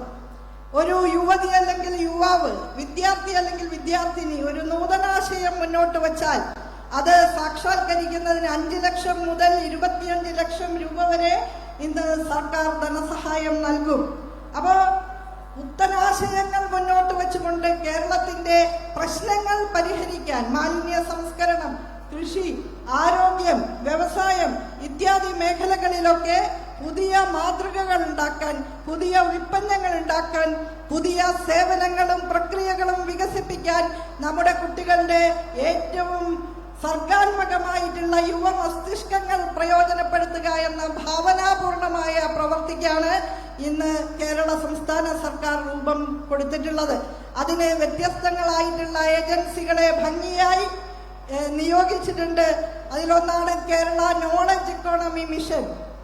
വിവര വിസ്ഫോടനത്തിന്റെ യുഗത്തിൽ പുത്തൻ വൈജ്ഞാനികമായിട്ടുള്ള കോഴ്സുകളെ, പരിശീലനങ്ങളെ നമ്മുടെ യുവതി യുവാക്കൾക്ക് നൽകിക്കൊണ്ട് information technology, biotechnology, nano technology ഈ മേഖലകളിലൊക്കെ ഉണ്ടാകുന്ന പുതിയ സാങ്കേതിക വിദ്യയിൽ പ്രാവീണ്യമുള്ളവരായിട്ട് നമ്മുടെ യുവതി യുവാക്കളെയും വിദ്യാർത്ഥിനികളെയും മാറ്റുകയാണ്. ഏറ്റവും റെപ്യൂട്ടഡ് ആയിട്ടുള്ള, ഏറ്റവും അംഗീകൃതമായിട്ടുള്ള അന്തർദേശീയ ദേശീയ നിലവാരത്തിൽ പ്രവർത്തിക്കുന്ന സ്ഥാപനങ്ങളിൽ അവർക്ക് തൊഴിൽ ലഭിക്കുന്നതിന് വേണ്ടിയിട്ടുള്ള പരിശീലനങ്ങൾ നൽകുകയാണ്. തൊഴിലും വിദ്യാഭ്യാസവും തമ്മിൽ നിലനിൽക്കുന്ന സ്കിൽ ഗ്യാപ്പ്, വൈദഗ്ധ്യത്തിന്റെ കുറവ് നികത്തുന്നതിന് വേണ്ടിയിട്ടുള്ള നടപടികൾ സ്വീകരിക്കുകയാണ്. ഇന്ന് നമ്മുടെ നാടിന്റെ അഭിമാന സ്ഥാപനമായിട്ടുള്ള ആസാപ് കേരള 140 സ്കിൽ കോഴ്സുകൾ വിദ്യാർത്ഥികൾക്ക് നൽകാൻ കെൽപ്പുള്ള സ്ഥാപനമായിട്ട് അഭിനന്ദനീയമായ നിലയിലാണ് പ്രവർത്തിക്കുന്നത്. അടുത്ത വർഷം ആരംഭിക്കുന്ന 4 വർഷ ഡിഗ്രി കോഴ്സിന്റെ ഭാഗമായിട്ട് സ്കിൽ കോഴ്സുകളെ കൂടി ക്രെഡിറ്റ് നൽകി അംഗീകരിക്കുന്നതോടെ നമ്മുടെ കുട്ടികളുടെ കാര്യപ്രാപ്തി വികസനം സാധ്യമാകുമെന്ന് മാത്രമല്ല, സ്വദേശത്തും വിദേശത്തും ഏറ്റവും പുത്തനായിട്ടുള്ള മേഖലകളിൽ പണിയെടുക്കാൻ കഴിയുന്നവരായിട്ട് അവരെ മാറ്റി തീർക്കാൻ നമുക്ക് ഈ പരിശീലനങ്ങളിലൂടെ സാധിക്കുന്നു എന്നുള്ളതാണ്. കേരള സ്റ്റാർട്ടപ്പ് മിഷൻ രാജ്യത്ത് സ്റ്റാർട്ടപ്പ് സംവിധാനങ്ങൾക്കുള്ള ഈ ലോകത്തിൽ തന്നെ 5ാമത് സ്ഥാനമാണ് സ്റ്റാർട്ടപ്പ് മിഷന് കൈവരിക്കാൻ സാധിച്ചിട്ടുള്ളത്. സ്റ്റാർട്ടപ്പ് എന്ന് പറഞ്ഞാൽ നൂതനാശയങ്ങൾ കൈവശമുള്ള, എന്നാൽ അത് സാക്ഷാത്കരിക്കാനുള്ള സമ്പത്തില്ലാത്ത യുവാക്കൾക്ക് പരിശീലനം നൽകി, സാമ്പത്തിക പിന്തുണ നൽകി, വ്യാവസായിക ഫേമുകൾ ആരംഭിക്കുന്നതിന് വേണ്ട സഹായം നൽകുക, സംരംഭ താല്പര്യങ്ങൾ പ്രോത്സാഹിപ്പിക്കുക, സംരംഭങ്ങൾ യാഥാർത്ഥ്യമാക്കുന്നതിന് വേണ്ട പിന്തുണ നൽകുക, അതൊക്കെയാണ് കേരള സ്റ്റാർട്ടപ്പ് മിഷന്റെ ഉത്തരവാദിത്വം. തുടർച്ചയായി 3 തവണ ഇന്ത്യയിലെ ഏറ്റവും മികച്ച സ്റ്റാർട്ടപ്പ് മിഷനുള്ള അംഗീകാരമാണ് കേരളത്തിന്റെ സ്റ്റാർട്ടപ്പ് മിഷന് ലഭിച്ചിട്ടുള്ളത്. കേരളത്തിന്റെ തൊഴിൽ ക്ഷമത വലിയ രീതിയിൽ വർദ്ധിച്ചിരിക്കുകയാണ്. കേരളത്തിന്റെ സംരംഭക അന്തരീക്ഷം വലിയ രീതിയിൽ മാറിയിരിക്കുകയാണ്. ഒരാളൊരു സംരംഭം തുടങ്ങിയാൽ തൊഴിലന്വേഷകൻ എന്ന നിലയിൽ നിന്ന് തൊഴിൽദായകൻ എന്ന നിലയിലും തൊഴിൽ സൃഷ്ടാവെന്ന നിലയിലേക്കും അയാൾ വളരുകയാണ്. ബഹുമാന്യനായ വ്യവസായ വകുപ്പ് മന്ത്രി പ്രഖ്യാപിച്ചു 22-23 സാമ്പത്തിക വർഷത്തിൽ 1 ലക്ഷം സംരംഭങ്ങൾ കേരളത്തിൽ ഉണ്ടാകും എന്നാണ് അദ്ദേഹം പ്രഖ്യാപിച്ചത്. പക്ഷേ 1 വർഷം പൂർത്തീകരിക്കുന്നതിന് എത്രയോ മുൻപ് തന്നെ ആ ലക്ഷ്യം കൈവരിക്കാൻ സാധിച്ചു എന്ന് മാത്രമല്ല 22-23 സാമ്പത്തിക വർഷത്തിൽ 1,40,000 സംരംഭങ്ങൾ കേരളത്തിൽ സാക്ഷാത്കരിക്കാൻ നമുക്ക് സാധിച്ചു എന്നുള്ളതാണ്. എന്താണത് സൂചിപ്പിക്കുന്നത്? ഒരു കാലത്ത് വ്യവസായങ്ങളോടും സംരംഭങ്ങളോടും വിമുഖത പുലർത്തിയിരുന്ന സംസ്ഥാനം എന്ന ആ പേരിൽ നിന്ന് മാറി ഇന്ന് ഇന്ത്യയിൽ ഏറ്റവും മികച്ച വ്യവസായ സൗഹാർദ്ദ സംസ്ഥാനമായി മാറാൻ കേരളത്തിന് സാധിച്ചു എന്നുള്ളതാണ്. വ്യവസായങ്ങൾ തുടങ്ങുന്നതിന് ഉള്ള സാങ്കേതികമായ പ്രശ്നങ്ങൾ ഏറ്റവും ലഘൂകരിച്ചുകൊണ്ട് തദ്ദേശ സ്ഥാപന തലത്തിൽ ഇതിനായിട്ട് പ്രത്യേകം വോളണ്ടിയർമാരെ നിയോഗിച്ചുകൊണ്ടൊക്കെ തന്നെയാണ് വ്യവസായ വകുപ്പ് ആ വിഷയങ്ങൾ കൈകാര്യം ചെയ്യുന്നത്. ഉന്നത വിദ്യാഭ്യാസ സ്ഥാപനങ്ങളിൽ കൂടി ഇൻഡസ്ട്രിയൽ പാർക്കുകൾ ആരംഭിക്കുന്നതോടെ നമ്മുടെ യുവാക്കൾക്ക് കൂടുതൽ തൊഴിൽ ലഭിക്കുന്നതിനുള്ള സാധ്യത ഉണ്ടാകുകയാണ്. നമ്മുടെ കുടുംബശ്രീ സഹോദരിമാരെ സ്കില്ല് നൽകി അവർക്ക് ഒരു തൊഴിൽ സാധ്യതകളിലേക്ക് കൊണ്ടുപോകുന്നതിന് വേണ്ടിയിട്ടാണ് കമ്മ്യൂണിറ്റി സ്കിൽ പാർക്കുകൾ 16 കേന്ദ്രങ്ങളിൽ ഈ സംസ്ഥാനത്ത് സജ്ജമായിട്ടുള്ളത്. എല്ലാ നിയോജക മണ്ഡലത്തിലും അത്തരത്തിൽ സ്കിൽ പാർക്കുകൾ സ്ഥാപിക്കണം എന്ന് തന്നെയാണ് ഗവൺമെന്റ് തീരുമാനമെടുത്തിട്ടുള്ളത്. കോട്ടയത്തും ആ രീതിയിലുള്ള നിരവധിയായിട്ടുള്ള പ്രവർത്തനങ്ങളാണ് നടന്നു വരുന്നത്. കോട്ടയത്തെ ഉന്നത വിദ്യാഭ്യാസ മേഖലയെ ചെറുതായൊന്ന് സ്പർശിച്ചു പോകാൻ ഞാൻ ഈ അവസരം ഉപയോഗിക്കുകയാണ്. മഹാത്മാഗാന്ധി സർവകലാശാലയിൽ കിഫ്ബിയുടെ സഹായത്തോടുകൂടി 75 കോടി രൂപ ചെലവിലാണ് ആധുനികമായിട്ടുള്ള ലബോറട്ടറി കോംപ്ലക്സ് നിർമ്മിക്കാൻ നമുക്ക് സാധിച്ചത്. കേരള സർവകലാശാലയിലും അതേ നിലവാരത്തിലുള്ള ഒരു ലാബ് കോംപ്ലക്സ് സ്ഥാപിക്കാൻ നമുക്കായിട്ടുണ്ട്. സർവകലാശാലയിലെ മാത്രമല്ല, ഈ ജില്ലയിലെയും സമീപ ജില്ലകളിലെയും മുഴുവൻ വിദ്യാർത്ഥികൾക്കും സഹായകരമായ ഒരു ലാബ് സമുച്ചയമാണ് അത് എന്നുള്ള കാര്യത്തിൽ യാതൊരു തർക്കവുമില്ല. നവകേരള സൃഷ്ടിയുമായി ബന്ധപ്പെട്ട ഉത്തരവാദിത്തങ്ങൾ ഏറ്റെടുക്കുന്നതിനു വേണ്ടി നവകേരള ഫെലോഷിപ്പുകൾ യുവ ഗവേഷകർക്ക് നൽകുന്നുണ്ട്. ഒരു മാസം 1 ലക്ഷം രൂപ വരെ ലഭിക്കാവുന്ന വിധത്തിലാണ് 500 യുവ ഗവേഷകർക്ക് സംസ്ഥാന ഗവൺമെന്റ് നവകേരള ഫെലോഷിപ്പുകൾ വിതരണം ചെയ്യുന്നത്. ഇതിന്റെ ഭാഗമായും മഹാത്മാഗാന്ധി സർവകലാശാലയിൽ നവകേരള ഫെലോഷിപ്പ് യുവ ഗവേഷകർക്ക് നൽകുന്നുണ്ട്. നാനോ സയൻസ് ആൻഡ് നാനോ ടെക്നോളജിയിൽ ഒരു സെന്റർ ഓഫ് എക്സലൻസ് സ്ഥാപിക്കാൻ സാധിച്ചിട്ടുണ്ട്. 57 കോടി രൂപ ചെലവിൽ ഒരു സ്റ്റേഡിയം മഹാത്മാഗാന്ധി സർവകലാശാലയിൽ തയ്യാറാവുകയാണ്.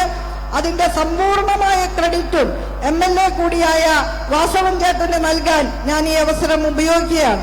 അദ്ദേഹത്തിന്റെ ആത്മാർത്ഥമായ ഇടപെടലിന്റെ ഭാഗമായിട്ടാണ് ആ സ്റ്റേഡിയം നമുക്ക് സാധ്യമാക്കാൻ സാധിച്ചത്. അതുപോലെ നിരവധിയായ അക്കാദമിക് ബ്ലോക്കുകളും മറ്റും ഈ സർവകലാശാലയുമായി ബന്ധപ്പെട്ട് ഉണ്ടാക്കാൻ സാധിച്ചിട്ടുണ്ട്. 125ഓളം സ്റ്റുഡന്റ് സ്റ്റാർട്ടപ്പുകൾക്ക് ധനസഹായം നൽകിയിട്ടുണ്ട്. 1.1 കോടി രൂപ ചെലവിൽ ഓൺലൈൻ എക്സാമിനേഷൻ സെന്റർ ഉണ്ടാക്കിയിട്ടുണ്ട്. ഓൺലൈൻ സംവിധാനത്തിൽ കോഴ്സുകൾ തുടങ്ങുന്നതിന് 76 സ്ഥാപനങ്ങൾക്ക് അനുമതി നൽകിയിട്ടുണ്ട്. 57 കോടി രൂപയുടെ സ്റ്റേഡിയം ഞാൻ നേരത്തെ സൂചിപ്പിച്ചു. അതുപോലെ പാമ്പാടി രാജീവ് ഗാന്ധി ഇൻസ്റ്റിറ്റ്യൂട്ട് ഓഫ് ടെക്നോളജിയിൽ 13 കോടി 80 ലക്ഷം രൂപ ചെലവിൽ ആർക്കിടെക്ചർ ബ്ലോക്കും 6,60,00,000 രൂപ ചെലവിൽ മെൻസ് ഹോസ്റ്റലും പൂർത്തീകരിച്ചു. നാട്ടകം സർക്കാർ കോളേജിൽ 13,70,00,000 രൂപ ചെലവിൽ വിവിധ നിർമ്മാണ പ്രവർത്തനങ്ങൾ നടപ്പാക്കുകയുണ്ടായി.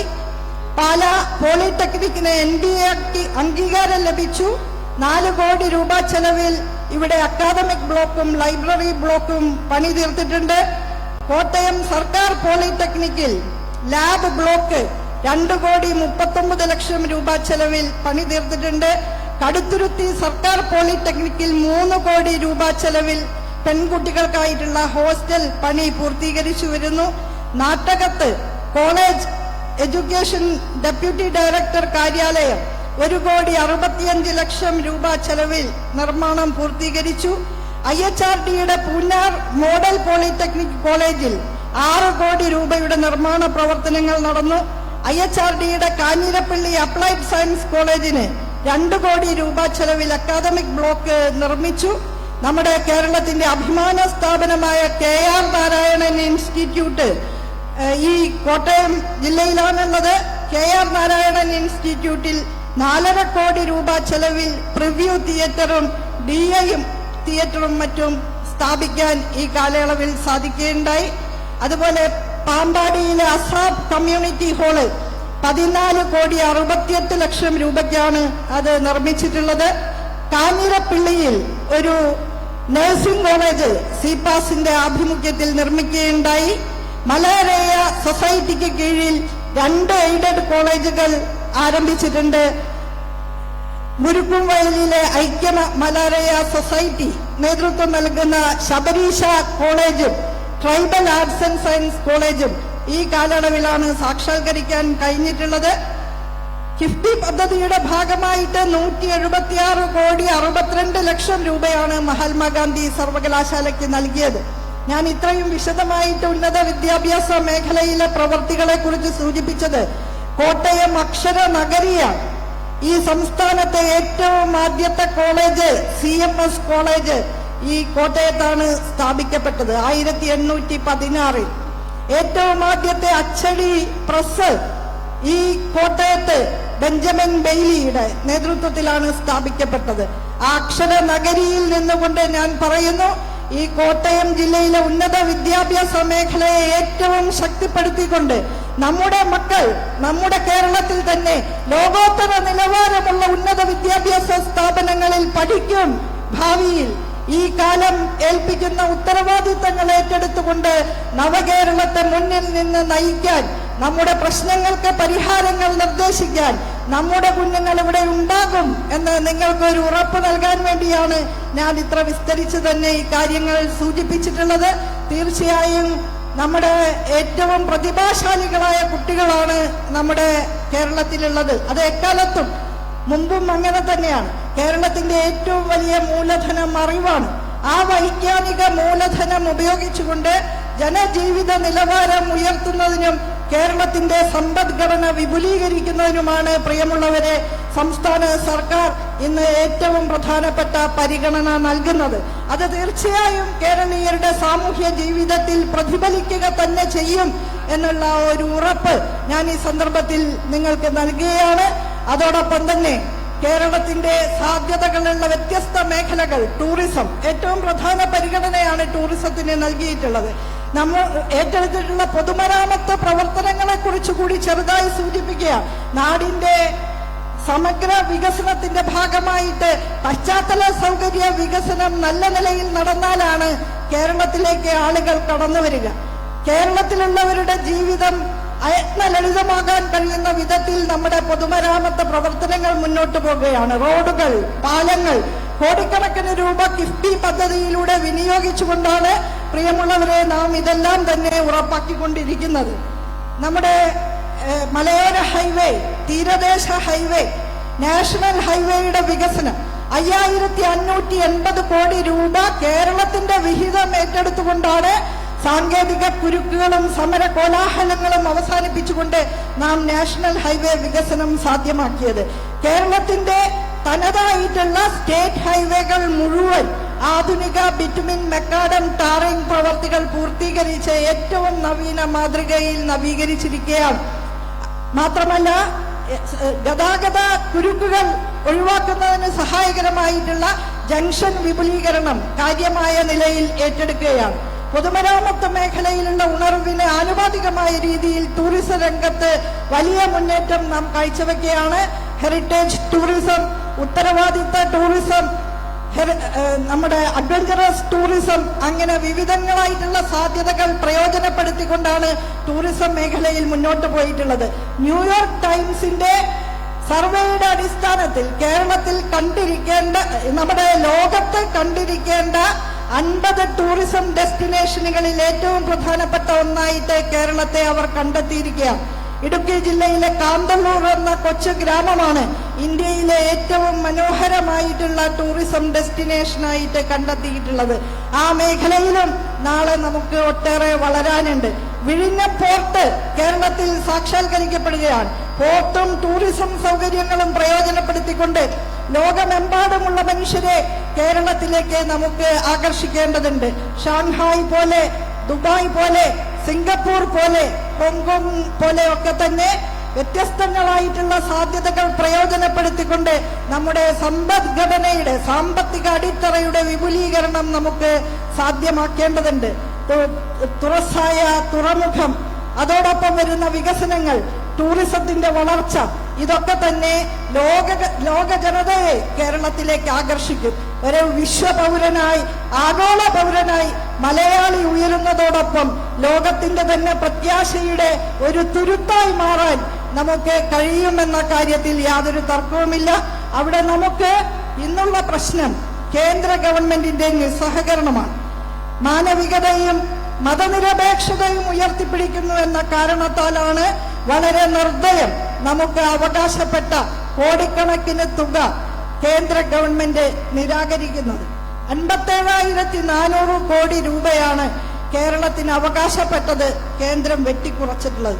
GST നഷ്ടപരിഹാരമായി 12,000 കോടി, റവന്യൂ കമ്മി ഗ്രാന്റ് 8,400 കോടി, വായ്പ വെട്ടിക്കുറച്ചതിനാൽ 19,000 കോടി, നികുതി വിഹിതം കുറച്ചതിനാൽ 18,000 കോടി. ഈ രീതിയിലുള്ള കുറവ് നമ്മുടെ വരുമാനത്തിൽ വരുത്തുകയാണ്. നമ്മുടെ കടമെടുപ്പ് പരിധി കുറയ്ക്കുകയാണ്.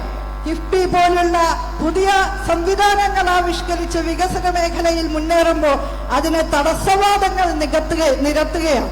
പ്രിയമുള്ളവരെ, വർഗീയവാദിയുടെ കഠാരയുടെ തിളക്കം കഴുത്തിന് പിന്നിലുണ്ട് എന്നറിഞ്ഞുകൊണ്ട് തന്നെ എല്ലാവിധത്തിലുള്ള സങ്കുചിതമായ വർഗീയവാദങ്ങളെയും നിരാകരിച്ചുകൊണ്ട് എല്ലാ മതസ്ഥർക്കും സ്നേഹപൂർണമായിട്ടുള്ള സാഹോദര്യത്തോടെ നിലനിന്ന് മുന്നോട്ട് പോകാനുള്ള സാഹചര്യം ഉണ്ടാക്കണം എന്ന് ഉറക്കെ പ്രഖ്യാപിച്ചുകൊണ്ട് വളരെ ധീരതയോടുകൂടി മതസൗഹാർദ്ദം എന്നുള്ള ആ സന്ദേശം ഈ രാജ്യത്തിന്റെ മുൻപാകെ ഉയർത്തിപ്പിടിക്കുന്ന സംസ്ഥാനം എന്ന നിലയിൽ നമുക്ക് അവകാശപ്പെട്ടവ നിരാകരിക്കുന്ന പ്രതികാര ബുദ്ധിയെ സധൈര്യം നേരിട്ടുകൊണ്ട് തന്നെ നമുക്ക് മുന്നോട്ട് പോകേണ്ടതുണ്ട്.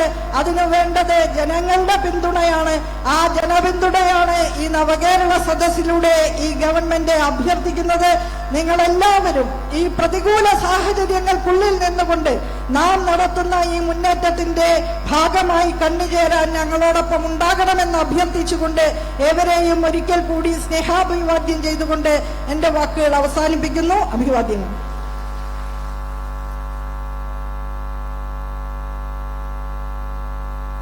അടുത്തതായി കേരളത്തിന്റെ നിയമ വ്യവസായ കയർ വകുപ്പ് മന്ത്രി ശ്രീ പി രാജീവ് സദസ്സിനെ അഭിസംബോധന ചെയ്തു. ബഹുമാന്യനായ അധ്യക്ഷൻ, നിങ്ങളുടെ പ്രിയങ്കരനായ MLA ശ്രീ VN വാസവൻ, വേദിയിലുള്ള ബഹുമാന്യരായ മന്ത്രിമാർ ശ്രീ പ്രി പ്രസാദ്, ഡോക്ടർ ബിന്ദു, ബഹുമാന്യനായ MP ജോസ് കെ മാണി, സഹോദരി സഹോദരന്മാരെ, സുഹൃത്തുക്കളെ, അധികം വൈകാതെ മുഖ്യമന്ത്രിയും മന്ത്രിമാരും നമ്മുടെ ബഹുമാന AK ശശീന്ദ്രൻ മിനിസ്റ്ററുണ്ട്, മുഖ്യമന്ത്രിയും മറ്റു മന്ത്രിമാരും അധികം വൈകാതെ തന്നെ എത്തിച്ചേരും. നവകേരള സദസ്സ് എന്തിനാണ് ഇങ്ങനെ സംഘടിപ്പിക്കുന്നത് എന്നതിനെ സംബന്ധിച്ചും നവകേരളം എന്നതുകൊണ്ട് എന്താണ് ഉദ്ദേശിക്കുന്നത് എന്നതിനെ കുറിച്ചും ഇവിടെ ബഹുമാന്യരായ 2 മന്ത്രിമാർ വിശദീകരിച്ചു കഴിഞ്ഞിട്ടുണ്ട്. കേരളം ഇതേവരെ ആർജിതമായ നേട്ടങ്ങളെ സംരക്ഷിച്ചുകൊണ്ടും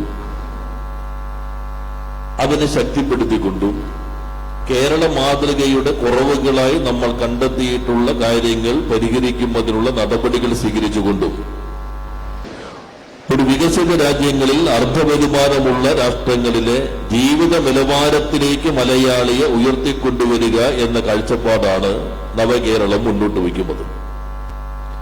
ആ കാഴ്ചപ്പാട് പ്രായോഗികമാക്കുന്നതിന് ശ്രമിക്കുന്നതിനിടയിൽ കേന്ദ്ര സർക്കാരിന്റെ സമീപനത്തെക്കുറിച്ച് പറഞ്ഞുകൊണ്ടാണ് ഉന്നത വിദ്യാഭ്യാസ വകുപ്പ് മന്ത്രി അവരുടെ പ്രസംഗം അവസാനിപ്പിച്ചത്.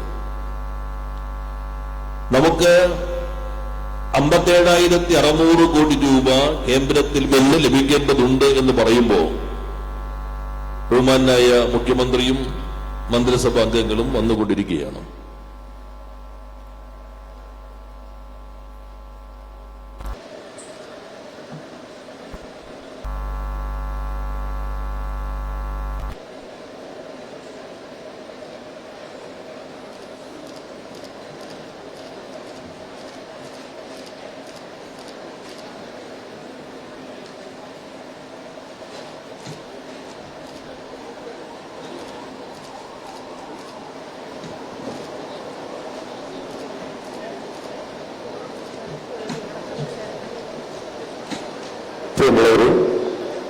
ഒരു നവകേരളം സൃഷ്ടിക്കുന്നതിനായി സംസ്ഥാനത്തെ ഒരു മന്ത്രിസഭ ഒട്ടാകെ ജനമധ്യത്തിലേക്ക് ഇറങ്ങി വരുന്ന അത്യപൂർവ കാഴ്ചയാണ് നമ്മൾ കാണുന്നത്.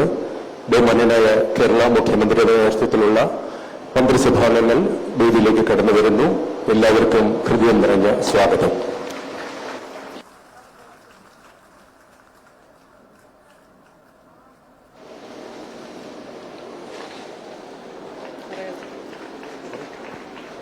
കേരളത്തിന്റെ ജനനായകൻ സമാനതകളില്ലാത്ത വികസന പ്രവർത്തനങ്ങളിലൂടെ കേരളത്തെ ഇന്ത്യയുടെ മുന്നിലെത്തിച്ച കേരളത്തിന്റെ മുഖ്യമന്ത്രിയും സംഘാംഗങ്ങളും ഏറ്റുമാനൂരിന്റെ ജനസഞ്ചയത്തെ കാണാൻ എത്തിച്ചേർന്നിരിക്കുകയാണ്. ഹൃദയപൂർവ്വം ഒരേ മനസ്സോടെ ഏറ്റുമാനൂർ ജനനായകനെ സ്വാഗതം ചെയ്യുന്നു. ബഹുമാനായ മുഖ്യമന്ത്രി എത്തിച്ചേർന്നിട്ടുണ്ട്. നിങ്ങളെല്ലാവരും അദ്ദേഹത്തിന്റെ വാക്കുകൾക്ക് വേണ്ടിയാണ് കാത്തിരിക്കുന്നത്. എന്നാൽ മുഖ്യമന്ത്രി കൂടി അഭ്യർത്ഥിച്ചതനുസരിച്ച് അല്പസമയം കൂടി ഞാൻ സംസാരിക്കാമെന്നാണ് കരുതുന്നത്. ഞാൻ പറഞ്ഞു വന്നത് 57,600 കോടി രൂപ ലഭിക്കാനുണ്ടെന്ന് പറയുമ്പോൾ അത് നമുക്കൊരു ഔദാര്യമായി നൽകേണ്ടതാണോ, ഞങ്ങളുടെ ഒരു ഔദാര്യമല്ലേ എന്ന നിലയിലുള്ള ചില വർത്തമാനങ്ങൾ ചില ഭാഗങ്ങളിൽ നിന്ന് വരുന്നുണ്ട്. ഇതേ സമീപനം തമിഴ്നാടിനോട് സ്വീകരിച്ചതിനെതിരെ തമിഴ്നാട് സർക്കാർ പ്രതികരിച്ചപ്പോ അവിടെ നിന്നുള്ളൊരു കേന്ദ്രമന്ത്രി പറഞ്ഞു, കേന്ദ്ര സർക്കാർ എന്ന് പറഞ്ഞാൽ ATM അല്ല, സംസ്ഥാന സർക്കാരുകൾ പറയുമ്പോൾ പണമെടുത്ത് നൽകാൻ ATM അല്ല എന്ന് പറഞ്ഞു. അതിന് ഉദയനിധി നൽകിയ മറുപടി കുറച്ച് കടുപ്പത്തിലുള്ളതാണ്. ആ ഭാഗം ഞാൻ പറയുന്നില്ല. എന്നാൽ അദ്ദേഹം പറഞ്ഞതും കേരളം പോലുള്ള സർക്കാർ സംസ്ഥാനങ്ങൾ പറയുന്നതും ഒരേ കാര്യമാണ്. ആ കാര്യം ഏതെങ്കിലും പാർട്ടിയുടെ അക്കൗണ്ടിൽ നിന്നോ ഏതെങ്കിലും ഗവൺമെന്റ് പ്രത്യേകമായി അച്ചടിച്ചു നൽകുന്ന പണത്തിൽ നിന്നോ കേരളത്തിലേക്ക് ഈ 57,600 കോടി രൂപ നൽകണം എന്നതല്ല ഈ നാടിന്റെ ആവശ്യം. ഈ നാട്ടിൽ നിന്ന് ജനങ്ങളുടെ കയ്യിൽ നിന്ന് തിരിച്ചെടുത്ത് പോകുന്ന നികുതിയുടെ ആർദ്രമായ വിഹിതം പല രൂപകൾ കേരളത്തിൽ തിരിച്ചു നൽകേണ്ട ഉത്തരവാദിത്വമാണ് കേന്ദ്ര സർക്കാരിനുള്ളത്. ആ ഉത്തരവാദിത്വം നിർവഹിക്കുന്നില്ല എന്ന് മാത്രമല്ല, ഫെഡറൽ സംവിധാനത്തിന്റെ പൊതുവായ സ്വഭാവത്തെ അട്ടിമറിക്കുന്ന മാനദണ്ഡങ്ങൾ നിശ്ചയിച്ചുകൊണ്ട് കേരളത്തിൽ നിന്ന് കൊണ്ടുപോകുന്ന 1 രൂപ നികുതിയാണെങ്കിൽ 50 പൈസയിൽ താഴെ മാത്രമാണ് കേരളത്തിൽ തിരിച്ചു നൽകുന്നത്. എന്നാൽ ഉത്തർപ്രദേശിൽ നിന്ന് 1 രൂപ തിരിക്കുമ്പോൾ തിരിച്ച് ഉത്തർപ്രദേശിൽ നൽകുന്നത് 17 രൂപ 90 പൈസയാണ്. ബീഹാറിന് നൽകുന്നത് 17 രൂപ 90 പൈസയാണ്. അതേപോലെ തന്നെ മറ്റ് സംസ്ഥാനങ്ങൾക്ക് ഇതേ രൂപത്തിൽ തന്നെ ശതമാനങ്ങൾ 17.9% തിരിച്ചു നൽകുന്നത്. ആസാമിന് 3.27% കൊടുക്കുന്നു, ജാർഖണ്ഡിന് 3.03% കൊടുക്കുന്നു, ഒറീസയിൽ 4.5%. നമുക്ക് ശതമാനക്കണക്കെടുക്കുമ്പോൾ 1.9%. ഇത് ബാക്കിയുള്ള വഴിയിലൂടെ കേരളത്തോട് പറയുന്നത് നിങ്ങൾ ജനസംഖ്യ നിയന്ത്രിച്ചു, അതുകൊണ്ട് ജനസംഖ്യ ആനുപാതികമായി നിങ്ങൾക്ക് കുറവുവരുത്തി. വിദ്യാഭ്യാസ മേഖലയിൽ നിങ്ങൾ ഏറ്റവും മികച്ച രീതിയിലാണ്, അതുകൊണ്ട് നിങ്ങൾക്ക് ഈ വിദ്യാഭ്യാസത്തിന്റെ പണം ആവശ്യമില്ല. ആരോഗ്യ മേഖലയിൽ നിങ്ങൾ മികവ് നേടി, അതുകൊണ്ട് നിങ്ങൾക്ക് അതിനാവശ്യമായ വിഹിതം നൽകേണ്ടതില്ല. ഇങ്ങനെ കേരളം നേടിയെടുത്ത ഓരോ നേട്ടവും ആർജിതമായ നേട്ടങ്ങൾ കേരളത്തിന് അർഹമായ സാമ്പത്തിക സഹായം നൽകുന്നതിനുള്ള തടസ്സമാക്കി കേന്ദ്ര ഗവൺമെന്റ് ഉപയോഗിക്കുകയാണ്. ആ പ്രതിസന്ധികൾക്കിടയിൽ നിന്നുകൊണ്ടാണ് കേരളം ഒരു ബദൽ പ്രയോഗം മുന്നോട്ട് വയ്ക്കുന്നത്. ഈ പ്രതിസന്ധി ഉയർത്തി കാണിക്കാൻ കേരളത്തിൽ നിന്നുള്ള ലോകസഭാംഗങ്ങൾ തയ്യാറാകുന്നില്ല എന്ന വിമർശനം വയ്ക്കുമ്പോൾ കോട്ടയംകാർക്ക് അഭിമാനിക്കാം, കേരളത്തിന്റെ താൽപര്യത്തോടൊപ്പം നിൽക്കുന്ന, കേരളത്തിന് വേണ്ടി ശബ്ദമുയർത്തുന്ന, കേരളത്തിൽ നിന്നുള്ള 2 എംപിമാരിൽ ഒരാൾ കോട്ടയം മണ്ഡലത്തിൽ നിന്നുള്ള ആളാണ് എന്നതിൽ നിങ്ങൾ ഓരോരുത്തർക്കും അഭിമാനിക്കാം. ശ്രീ തോമസ് ചാഴിക്കാടൻ ലോകസഭാംഗം എന്ന നിലയിൽ അദ്ദേഹം ആ നിലപാട് സ്വീകരിക്കുന്നു. ഇന്ത്യയിലെ തന്നെ 100% പദ്ധതി വിഹിതം ചെലവാക്കിയ എംപിയായ ശ്രീ തോമസ് ചാഴിക്കാടൻ ഈ നിലപാട് സ്വീകരിക്കുമ്പോൾ, അതുപോലെ ആരിഫ് ഈ നിലപാട് സ്വീകരിക്കുമ്പോൾ, മറ്റ് ലോകസഭാംഗങ്ങൾ സ്വീകരിക്കുന്ന നിലപാട് നമ്മൾ ഇന്നലെ കണ്ടല്ലോ. ഞാൻ അത് വിശദാംശങ്ങളിലേക്ക് പോകുന്നില്ല. ഈ പരിമിതികൾക്കിടയിൽ നിന്നുകൊണ്ടാണ് ഒരു ബദൽ പ്രയോഗത്തിന് കേരളം നേതൃത്വം നൽകുന്നത്. അതിന് ചില ഭാഗങ്ങൾ ഇവിടെ വിശദീകരിച്ചു കഴിഞ്ഞു. ആ ബദൽ പ്രയോഗത്തിൽ വ്യവസായ മേഖലയിൽ പൊതുമേഖലയെ സംരക്ഷിക്കുക എന്ന സമീപനം സ്വീകരിക്കുന്നു. ആസാമിലും കേരളത്തിലും പ്രവർത്തിച്ചുകൊണ്ടിരുന്ന കേന്ദ്ര ഗവൺമെന്റിന് ഉടമസ്ഥതയിലുള്ള 2 പേപ്പർ മില്ലുകൾ അടച്ചുപൂട്ടി സ്വകാര്യവൽക്കരിക്കാൻ തീരുമാനിച്ചു. 2 മില്ലുകൾ ആസാമിൽ, 1 കേരളത്തിൽ. ആ 2 മില്ലുകൾ അടച്ചുപൂട്ടാൻ തീരുമാനിച്ചപ്പോ ആസാം ഗവൺമെന്റ് അവർ പറഞ്ഞു ഞങ്ങൾ ഇതിനകത്ത് ഏറ്റെടുക്കാൻ തയ്യാറാണെന്ന് ആദ്യം പറഞ്ഞു. അത് കണക്കെടുക്കാൻ കേന്ദ്ര ഗവൺമെന്റ് തയ്യാറായില്ല. കേരളം പറഞ്ഞു ഞങ്ങൾ ഏറ്റെടുക്കാം, ഹിന്ദുസ്ഥാൻ അവരെയും നിഷേധാത്മകമായ സമീപനം കേന്ദ്ര സർക്കാർ സ്വീകരിച്ചു. അവർ ലേലത്തിന് വെച്ചു. മറ്റ് സ്വകാര്യ വ്യക്തികളും കമ്പനികളും ലേലത്തിൽ പങ്കെടുക്കുന്നത് പോലെ നിങ്ങൾക്കും വേണമെങ്കിൽ ലേലത്തിൽ പങ്കെടുക്കാമെന്ന് പറഞ്ഞു. കേരളം അതിനകത്ത് ലേലത്തിൽ പങ്കെടുത്തു.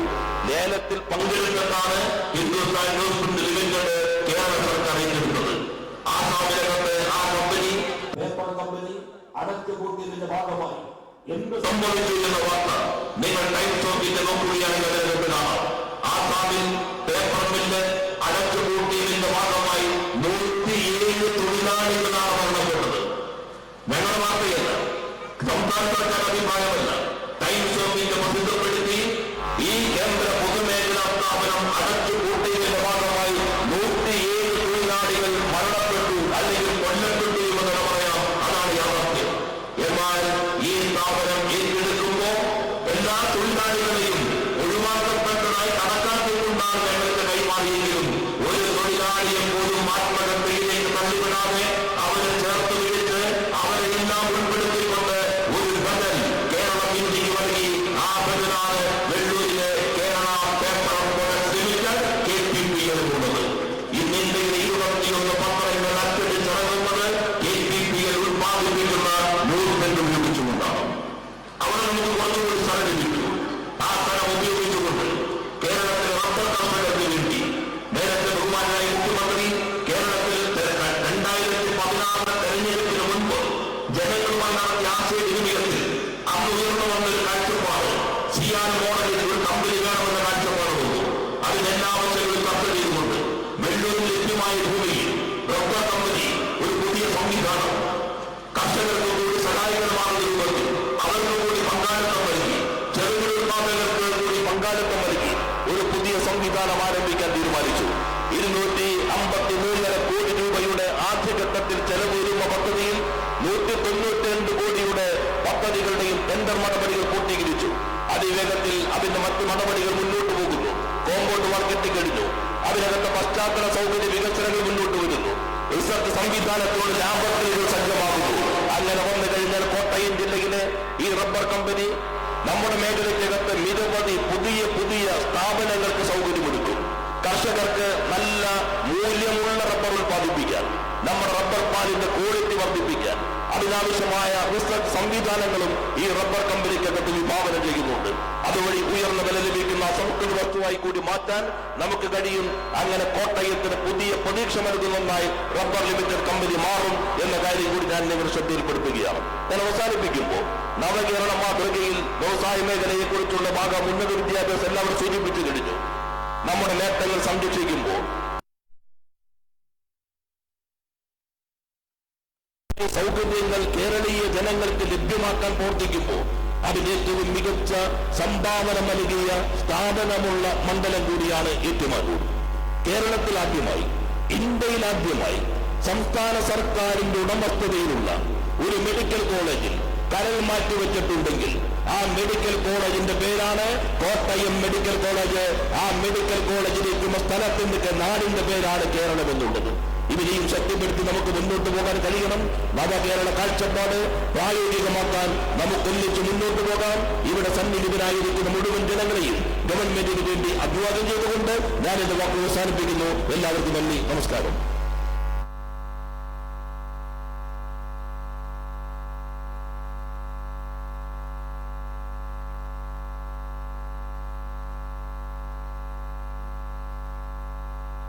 ബഹുമാന്യരെ, ഇവിടെ എത്തിച്ചേർന്ന നവകേരള സദസ്സിന്റെ നായകൻ ബഹുമാനപ്പെട്ട മുഖ്യമന്ത്രി, ലോകവും ഇന്ത്യയും ഉറ്റുനോക്കുന്ന ഒരു മുഖ്യമന്ത്രി എന്ന രൂപത്തിൽ കഴിഞ്ഞ 18-ാം തീയതി മുതൽ നവകേരള സദസ്സുമായി ഉത്തര കേരളത്തിലും മധ്യ കേരളത്തിലും അതിന് ജൈത്രയാത്ര തുടർന്നുകൊണ്ടിരിക്കുമ്പോൾ അതിന് ധീരമായി നേതൃത്വം നൽകുന്ന സനാതനനായ കേരളത്തിന്റെ മുഖ്യമന്ത്രി ശ്രീ പിണറായി വിജയനെ ആദരപൂർവ്വം ഏറ്റുമാനൂർ മണ്ഡലത്തിലെ ഈ ജനസദസ്സിനു വേണ്ടി സ്വാഗതം ചെയ്തു.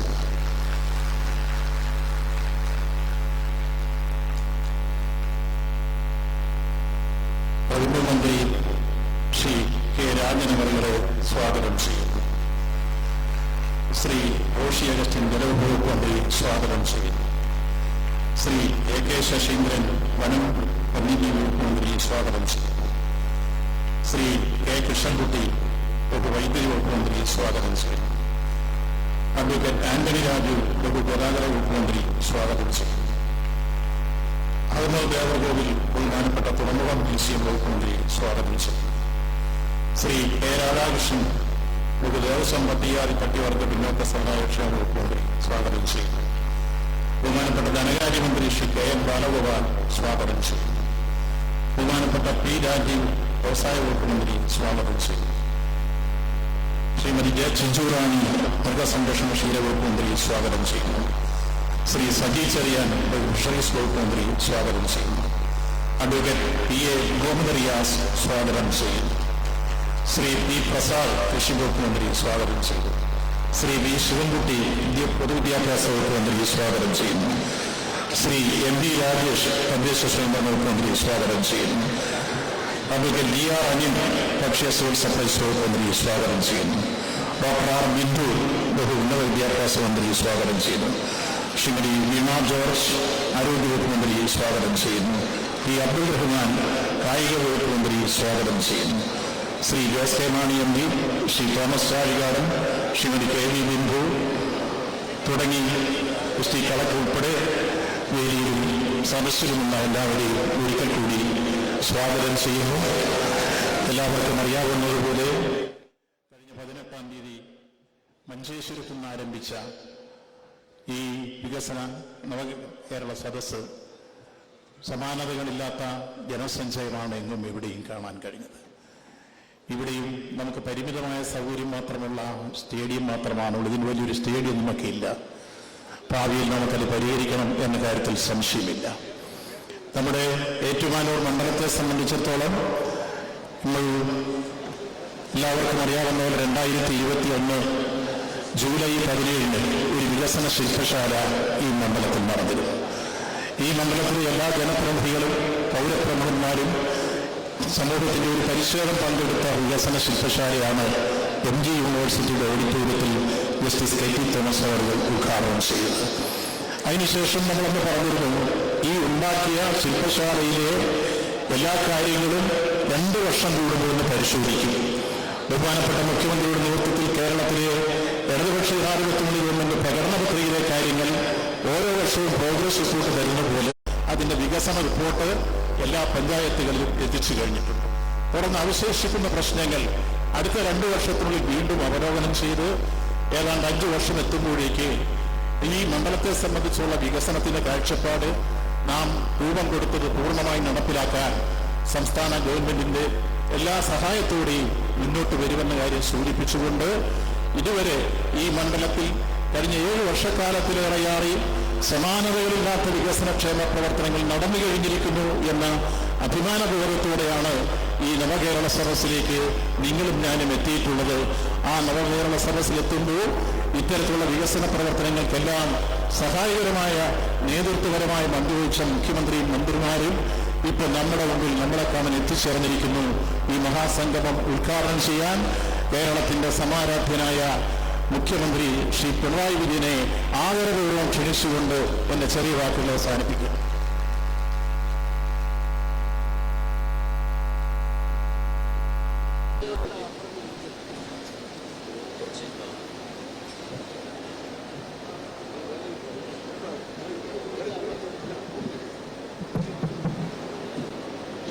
സഹോദരീ സഹോദരന്മാരെ, നവകേരള സദസ്സുമായി ബന്ധപ്പെട്ട വിശദമായ കാര്യങ്ങൾ ഇവിടെ സംസാരിച്ചു കഴിഞ്ഞിട്ടുണ്ട്. എല്ലാവർക്കും അറിയാവുന്നതുപോലെ കഴിഞ്ഞ നവംബർ 18 ഈ യാത്ര മഞ്ചേശ്വരത്ത് നിന്ന് പുറപ്പെട്ടത്. ജനങ്ങൾ വലിയ തോതിലാണ് ഈ പരിപാടിയെ നെഞ്ചേറ്റിയതായി അനുഭവപ്പെടുന്നത്. എല്ലാ പരിപാടികളും വൻതോതിലുള്ള ജനാവലിയുടെ പങ്കാളിത്തം കൊണ്ട് ശ്രദ്ധേയമാണ്. എല്ലാ സ്ഥലത്തും കാണുന്ന ഒരു പ്രത്യേകത, ഓരോ മണ്ഡലത്തിലും മുൻപ് നടന്നിട്ടുള്ള ഏത് കൂട്ടായ്മയെയും കവച്ചു വെക്കുന്ന ജനസഞ്ചയമാണ് ഈ നവകേരള സദസ്സിന്റെ ഭാഗമായി ഒഴുകിയെത്തുന്നത് എന്നാണ്. അതിന് കാരണം നമ്മുടെ നാട് തകർക്കപ്പെട്ടുകൂടാ എന്ന വികാരം തന്നെയാണ്. കാലാനുസൃതമായ പുരോഗതി നാടിനുണ്ടാവണം. ഓരോ മേഖലയും അതിനനുസരിച്ച്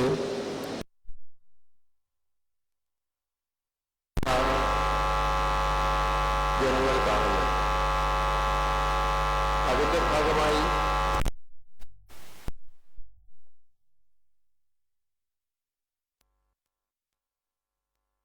തീരുന്നതിന് വലിയ ഔത്സുക്യമാണ് കാണിക്കുന്നത്.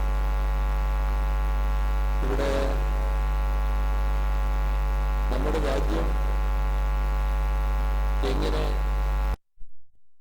രാജ്യത്തിന്റെ വിഭവം സംസ്ഥാനങ്ങൾക്ക് വിധിക്കണമെന്നും അതിൽ നമുക്ക് നേടേണ്ടി വരുന്ന വിവേചനം, അതിന്റെ ചില ഭാഗങ്ങളാണ് നേരത്തെ വ്യവസായ മന്ത്രി ഇവിടെ വിശദമാക്കി.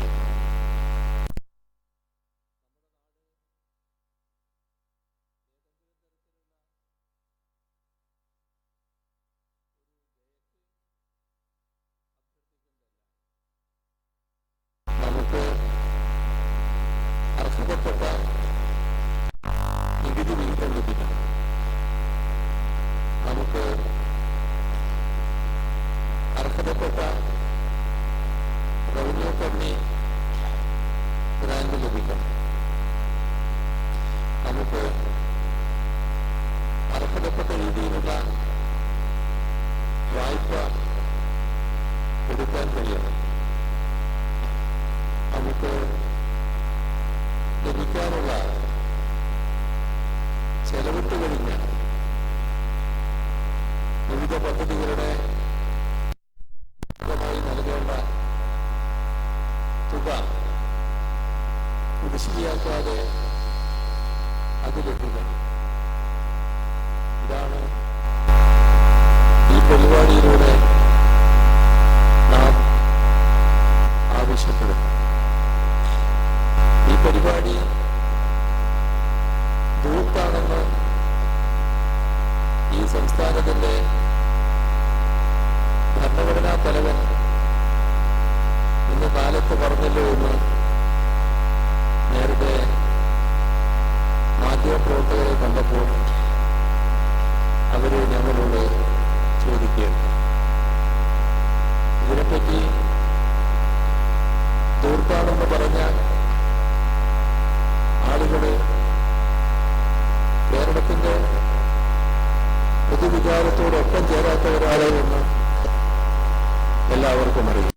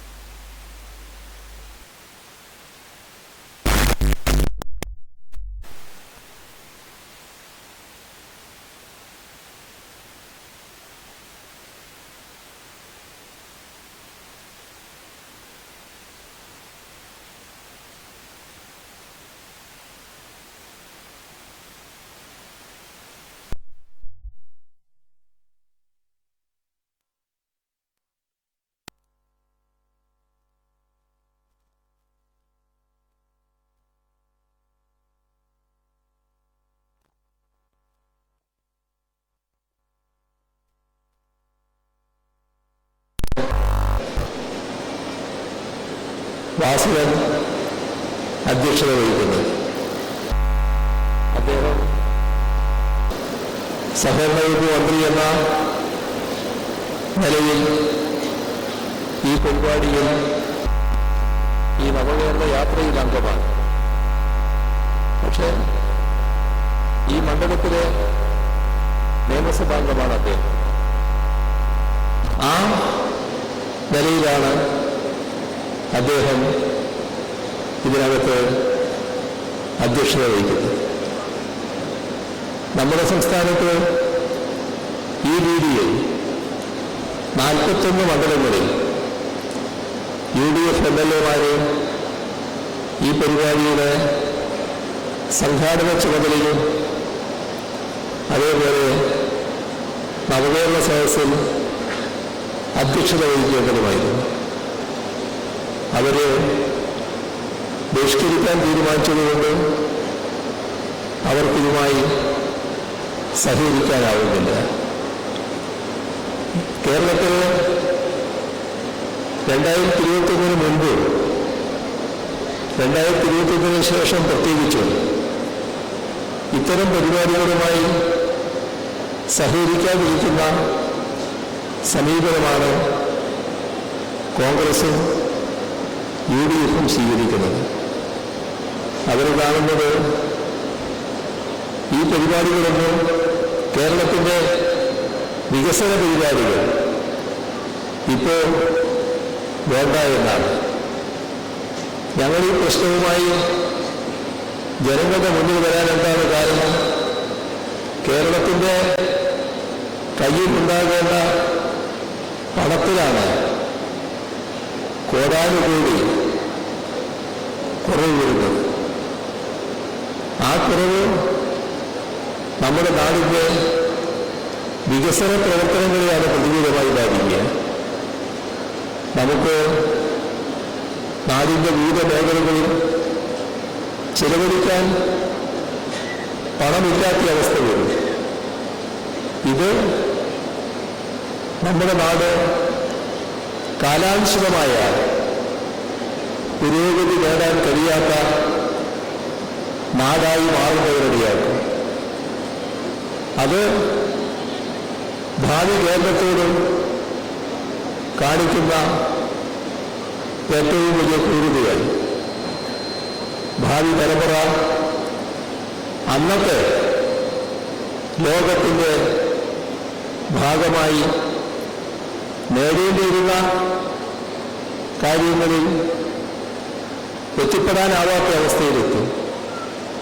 കാരണം ഇന്ന് നമുക്ക് നിർവഹിക്കേണ്ട കാര്യങ്ങൾ നിർവഹിക്കാനാകുന്നില്ല. ആ രീതിയിൽ ശ്വാസം മുട്ടിക്കാനുള്ള ശ്രമമാണ് കേന്ദ്ര ഗവൺമെന്റ് നടത്തുന്നത്. ഈ പരിപാടിയുടെ ഭാഗമായി കേന്ദ്ര ഗവൺമെന്റ് നടത്തുന്ന ഈ നീക്കത്തെ തുറന്നു കാണിക്കുകയും അത് ശരിയല്ല എന്നത് ജനസമക്ഷം അവതരിപ്പിക്കുകയും ചെയ്യും. അതിന് കോൺഗ്രസിന് UDF-ന് എന്തിനാണ് കൊള്ളുന്നത്? അവർക്കെന്താണ് കേന്ദ്രത്തിനെതിരെ പറയാൻ പ്രയാസം? അവര് കേന്ദ്രത്തിൽ ഇത്തരം കാര്യങ്ങൾക്ക് നേതൃത്വം കൊടുക്കുന്ന BJP-യുടെ മനസ്സിനോട് ഒപ്പമാണ്. അതുകൊണ്ടാണ് കേരളം ഒരു ഇഞ്ച് മുന്നോട്ട് പോകാൻ പാടില്ല. കേരളത്തിന് ഒരു മേഖലയിലും പുരോഗതി ഉണ്ടാകരുത്. ഇത്തരത്തിലുള്ള ഒരു മനോഭാവത്തോടെയാണ് നമ്മുടെ സംസ്ഥാനത്തിൻ്റെ വികസനത്തെ കോൺഗ്രസും UDF-ഉം കാണുന്നത്. അതുകൊണ്ടാണ് ഈ പരിപാടിയുമായി സഹകരിക്കാൻ അവർക്ക് കഴിയാതിരുന്നത്. ഞങ്ങൾ ആഗ്രഹിച്ചതാണ്, ഞങ്ങൾ അതിനനുസരിച്ച് തീരുമാനിച്ചതാണ്. പക്ഷേ അവർക്ക് കേരളത്തോടല്ല താല്പര്യം. അവര് കേരളത്തിൻ്റെ വികസന കാര്യങ്ങൾ LDF സർക്കാരിൻ്റെ നേതൃത്വത്തിൽ നടത്താൻ പാടില്ല എന്നതാണ് കാണുന്നത്. ആ അനുഭവം നമ്മുടെ കേരളത്തിന് ഉള്ളതാണല്ലോ. എന്തായിരുന്നു UDF-ന്റെ കാലം എന്നത്? അത് നമ്മുടെ നാടിനെ വലിയ തോതിൽ മാറി ചിന്തിക്കുന്നതിന് പ്രേരിപ്പിച്ചതാണല്ലോ. ഇവിടെ ഒരു കാര്യവും നേരെ ചൊവ്വേ നടക്കില്ല എന്ന അവസ്ഥയായിരുന്നല്ലോ അവര് സൃഷ്ടിച്ചിരുന്നത്. അവരുടെ ആഗ്രഹമനുസരിച്ച് ഇവിടുത്തെ സംസ്ഥാന ഗവൺമെന്റ് LDF സർക്കാർ കേരളത്തിൻ്റെ വികസന കാര്യങ്ങളിൽ ശ്രദ്ധിച്ചിരുന്നില്ല എങ്കിൽ നമ്മുടെ നാടിൻ്റെ വിവിധ പദ്ധതികൾ ഏറ്റെടുക്കാൻ കഴിയുമായിരുന്നു. നമ്മൾ നാട്ടിൽ നോക്കിയാൽ ഒട്ടേറെ നടക്കില്ല എന്ന് കരുതിയ പദ്ധതികളല്ലേ പ്രാവർത്തികമായിട്ടുള്ളത്. ഇവിടെ ദേശീയപാത ഇപ്പോൾ ആർക്കും ആശങ്കയില്ലാതെ, പക്ഷേ 2016 അവസ്ഥ തന്നെയായിരുന്നു എങ്കിൽ ദേശീയപാത ഈ നിലയിൽ എത്തുമായിരുന്നോ? അതുപോലെ തന്നെ ഗെയിൽ പൈപ്പ് ലൈൻ ഇപ്പോൾ വാതകം അതിലൂടെ പോവുകയാണല്ലോ. കേരളത്തിലെ പല അടുക്കളകളിലും പാചകവാതകമായി എത്തിയല്ലോ. മംഗലാപുരത്തേക്ക് മാത്രമല്ലാതെ നമ്മുടെ നാട്ടിലെ പല വ്യവസായങ്ങൾക്കും ഉപയോഗിക്കാൻ കഴിയുമല്ലോ. ഇവിടെ എടമൺ കൊച്ചി പവർ ഹൈവേ അത് മുടങ്ങിപ്പോയതായിരുന്നല്ലോ. ഇപ്പോൾ വൈദ്യുതി അതിലൂടെ പ്രവഹിക്കുകയാണല്ലോ. കേരളത്തിലെ ഒരു ഭാഗത്ത് തീരദേശ ഹൈവേ വരുന്നു, വേറൊരു ഭാഗത്ത് മലയോര ഹൈവേ വരുന്നു. ഏതാനും ആഴ്ചകൾ കഴിയുമ്പോൾ കേരളത്തിൻ്റെ കോവളത്തിൽ നിന്ന് ബേക്കലിലേക്കുള്ള നമ്മൾ ജലപാത ചേറ്റുവാതിരെ എത്തി ആ ഭാഗം ഉദ്ഘാടനം ചെയ്യുന്ന അവസ്ഥയുണ്ടാക്കാൻ പോകുന്നു. നാട്ടിൽ വരുന്ന മാറ്റമല്ലേ ഇത്? നമ്മുടെ വിദ്യാലയങ്ങളെല്ലാം ശാക്തീകരിക്കപ്പെട്ടല്ലോ. പൊതുവിദ്യാഭ്യാസ മേഖല ആകെ മാറിയല്ലോ. ആരോഗ്യരംഗം വലിയ തോതിൽ മാറിയല്ലോ. വിവിധ മേഖല നല്ല തോതിൽ അഭിവൃദ്ധിപ്പെട്ടല്ലോ. ഇതെല്ലാം കോൺഗ്രസ് നേതൃത്വത്തിലായിരുന്നുവെങ്കിൽ നടക്കുമോ? ആ ബോധ്യം കൊണ്ടാണല്ലോ 2021 കേരളത്തിലെ ജനങ്ങൾ LDF-ന് തുടർഭരണം സമ്മാനിച്ചത്. ആ തുടർഭരണം വന്നതോടെ LDF സർക്കാർ നടപ്പാക്കുന്ന ഒരു കാര്യവും ഇവിടെ സമ്മതിക്കില്ല എന്ന നിലയിലാണ് UDF നിൽക്കുന്നത്. അതുകൊണ്ടാണ് അവർ ഈ പരിപാടിയെ ബഹിഷ്കരിച്ചത്.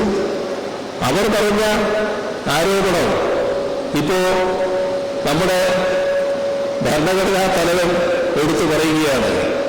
ഗവർണർ നിലക്ക് കേരളത്തിന്റെ പ്രശ്നങ്ങളോടൊപ്പം നിൽക്കേണ്ടയാളാണ്. അദ്ദേഹം മറ്റൊരു നിലപാട് സ്വീകരിക്കുന്നത് സാധാരണഗതിയിൽ ഭരണഘടനാനുസൃതമല്ല.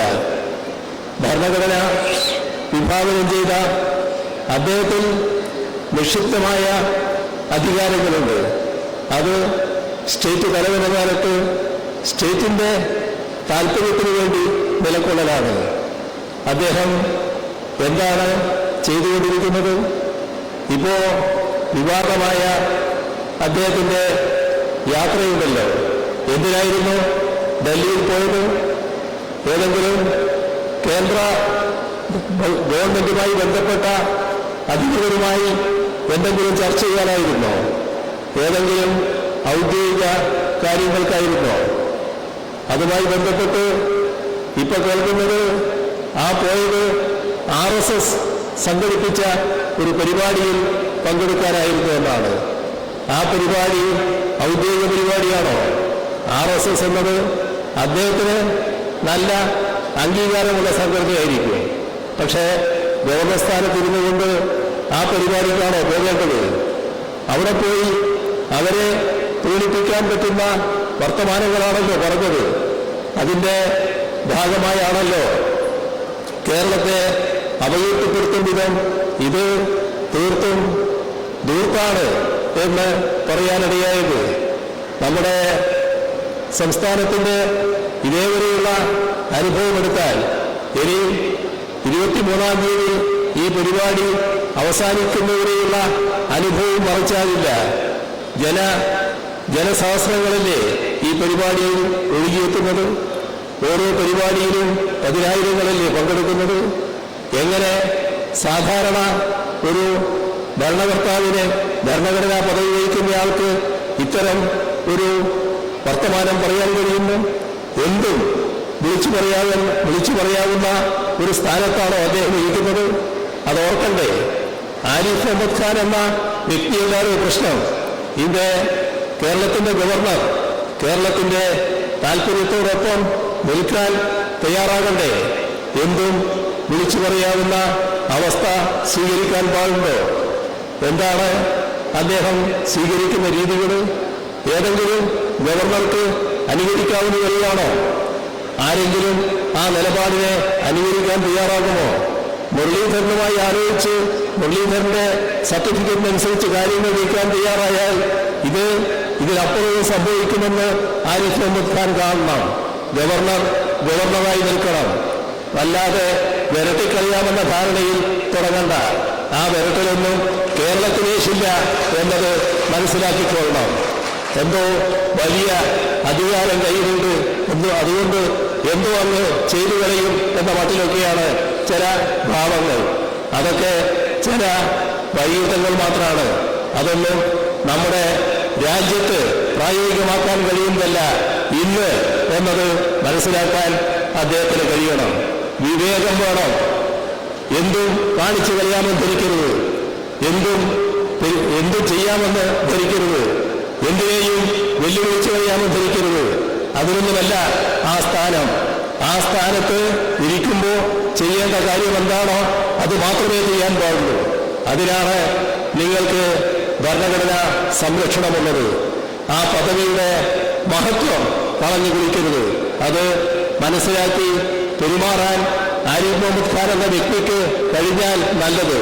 നിങ്ങളൊരു വ്യക്തി എന്ന നിലക്ക് നിങ്ങളുടെ രാഷ്ട്രീയ ചരിത്രമെടുത്താൽ പലതും നേരത്തെ ചിലർ ചൂണ്ടിക്കാണിച്ചിട്ടുണ്ട്. അത് തീർത്തും അവസരവാദത്തിൻ്റെതാണ്. അവസരവാദത്തിന്റെ മൂർത്തിമദ്ഭാവമായ ഒരു വ്യക്തിത്വമാണ് ആരിഫ് മുഹമ്മദ് ഖാൻ എന്ന് നേരത്തെ തന്നെ ചിലരെല്ലാം ചൂണ്ടിക്കാണിച്ചതാണ്. അവസരവാദപരമായ നിലപാട് സ്വീകരിക്കുന്നവർക്ക് എന്തും ചെയ്തു പോകാൻ പറ്റും എന്നത് നമ്മുടെ രാജ്യത്തിന്റെ അനുഭവമാണ്. പക്ഷേ അതൊന്നും കേരളത്തോട് വേണ്ട എന്ന് മാത്രമേ പറയാനുള്ളൂ. ഇവിടെ കേന്ദ്ര ഗവൺമെന്റ് സംസ്ഥാനത്തിനെതിരെയുള്ള നടപടികൾ സ്വീകരിക്കുമ്പോൾ അത് ജനസമക്ഷം അവതരിപ്പിക്കാനുള്ള ബാധ്യത ഞങ്ങൾക്കുണ്ട്. ആ ബാധ്യതയാണ് ഞങ്ങൾ നിറവേറ്റുന്നത്. അതിൽ കേന്ദ്ര ഗവൺമെന്റ് പ്രതിനിധി എന്ന നിലയ്ക്ക് ഗവർണർ പ്രകോപിതനാകുന്നുണ്ടെങ്കിൽ ഞങ്ങൾക്കൊന്നും ചെയ്യാനാകില്ല. ആ പ്രകോപനം മനസ്സിൽ വെച്ച് നടക്കുക എന്നത് മാത്രമേ പറ്റൂ. മറ്റൊന്നും ഇവിടെ ചെയ്യാനാകില്ല എന്നത് അദ്ദേഹം മനസ്സിലാക്കണം. നിങ്ങൾ ഏത് രീതിയിലാണ് അവിടെ യൂണിവേഴ്സിറ്റികളിൽ ആളുകളെ നിയമിച്ചത്? എന്താ സ്വീകരിച്ച നില? എവിടുന്ന് കിട്ടിയ പേരുകളാണ് നിങ്ങൾക്ക്? യൂണിവേഴ്സിറ്റി തന്ന തീർത്തും അർഹതയുള്ള ആളുകളെ നിഷേധിക്കാൻ നിങ്ങൾക്ക് എവിടുന്ന് റിപ്പോർട്ട്? ആരുടെ റിപ്പോർട്ട്? ഏതിനെ ആശ്രയിച്ചു? ഇവിടെ യൂണിവേഴ്സിറ്റിയുടെ റിപ്പോർട്ടല്ല, പിന്നെ ചാൻസലർ എന്ന നിലക്ക് ആരെ ആശ്രയിക്കും? ആരുടെ റിപ്പോർട്ട് വാങ്ങും? എന്തിനാണ് അങ്ങനെയൊരു നിലപാട് സ്വീകരിച്ചത്? അപ്പോ നേരത്തെ പറഞ്ഞതുപോലെ ഈ പറഞ്ഞ RSSന്റെയും മറ്റും കേന്ദ്രങ്ങൾ പറയുന്ന ആളുകളെ നിശ്ചയിച്ചു കൊടുക്കുകയാണ്. അതുകൊണ്ടാണ് വിദ്യാർത്ഥികളെ, എല്ലാ യോഗ്യതയും തികഞ്ഞ വിദ്യാർത്ഥികളെ ഒഴിവാക്കി ഒറ്റ യോഗ്യത RSS. അത് പരമയോഗ്യതയാണ്. അത് നിങ്ങൾക്ക് യോഗ്യതയായിരിക്കാം, പക്ഷേ യൂണിവേഴ്സിറ്റിയിൽ നിയമിക്കപ്പെടേണ്ട യോഗ്യതയല്ല. യൂണിവേഴ്സിറ്റികൾ നിയമിക്കപ്പെടുമ്പോൾ സെനറ്റിൽ അംഗത്വം കൊടുക്കുമ്പോൾ അതിന് നിയതമായ മാനദണ്ഡങ്ങൾ പാലിക്കണം. അതാണ് നിങ്ങൾ ലംഘിച്ചത്. അത് തീർത്തും തെറ്റായ നടപടിയാണ് എന്നത് തന്നെയാണ് കാണേണ്ടത്.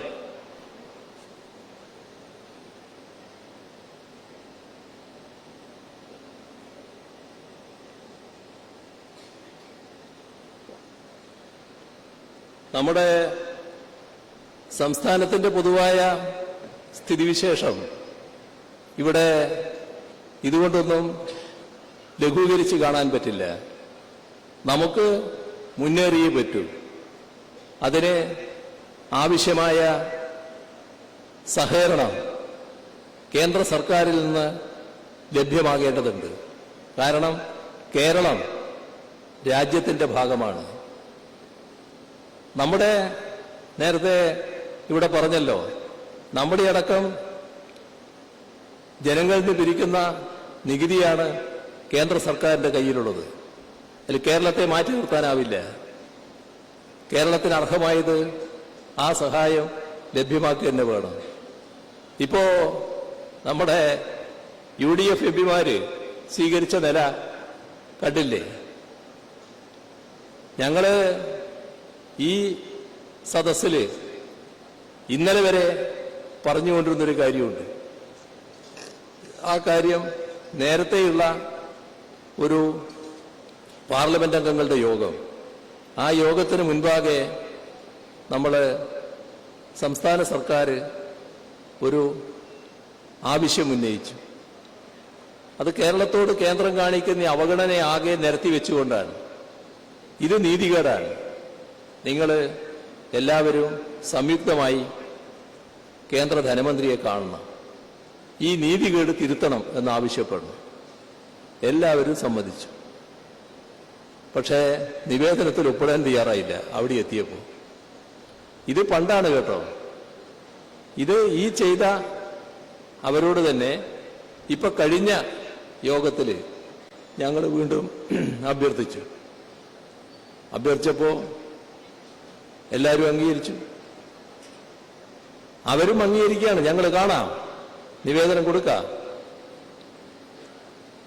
നിവേദനം തയ്യാറാക്കാം. അപ്പോ എന്താ പറഞ്ഞതെന്നറിയോ? ഞങ്ങൾ ഒപ്പിടണമെങ്കിൽ ഈ കേരളത്തില് ധനവകുപ്പ് കാണിക്കുന്ന കെടുകാര്യസ്ഥതയെക്കുറിച്ച് ആദ്യം പറയണം. അപ്പോൾ കേരളത്തിലെ ധനവകുപ്പ് കാണിക്കുന്ന കെടുകാര്യസ്ഥതയുടെ ഭാഗമായിട്ടാണ് കേരളത്തിൽ വികസനം നടക്കാത്തത് എന്ന് പറഞ്ഞുകൊണ്ട് നിങ്ങൾ പണം അനുവദിക്കണം എന്നാവശ്യപ്പെട്ടാൽ ഞങ്ങൾ ഒപ്പിടാം. എങ്ങനെയുണ്ട്?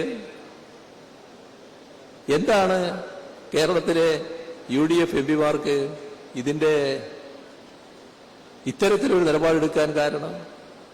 BJPയുടെ മനസ്സിൽ ചെറിയ തോതിൽ പോലും നീരസം ഉണ്ടാകരുത് എന്ന നിർബന്ധം എന്തുകൊണ്ടാണ്? എന്തിനാണ് അങ്ങനെയൊരു നിലപാടെടുക്കുന്നത്? ഇതല്ലേ ഗൗരവമായി നാം കാണേണ്ടത്? ഒരുപാട് പ്രശ്നങ്ങൾ നാം നേരിട്ടല്ലോ.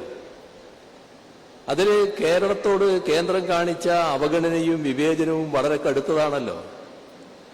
ഏതെങ്കിലും ഘട്ടത്തിൽ ഈ കോൺഗ്രസ് എംപിമാര് അതിനെതിരെ സംസാരിക്കാൻ തയ്യാറായോ? ഇപ്പോ ലോക്സഭയിൽ എടുത്താല് 2 പേരാണ് LDFന്റെ ഭാഗമായിട്ടുള്ളത്. ബാക്കി 18 പേരും UDFന്റെ ഭാഗമാണല്ലോ. ആ 18-ൽ ഏതെങ്കിലും ഒരാൾ ഏതെങ്കിലും ഘട്ടത്തിൽ കേരളത്തിന് വേണ്ടി ശബ്ദിച്ചോ? എന്താണ് അവർക്ക് സംസാരിക്കാൻ പറ്റാത്തത്? കേന്ദ്രത്തെ അവർ കാണിക്കുന്ന വിവേചനത്തിന്റെ ഭാഗമായി വിമർശിക്കാൻ തയ്യാറായോ? എന്തുകൊണ്ടാണ് അതിന് തയ്യാറാകാത്തത്?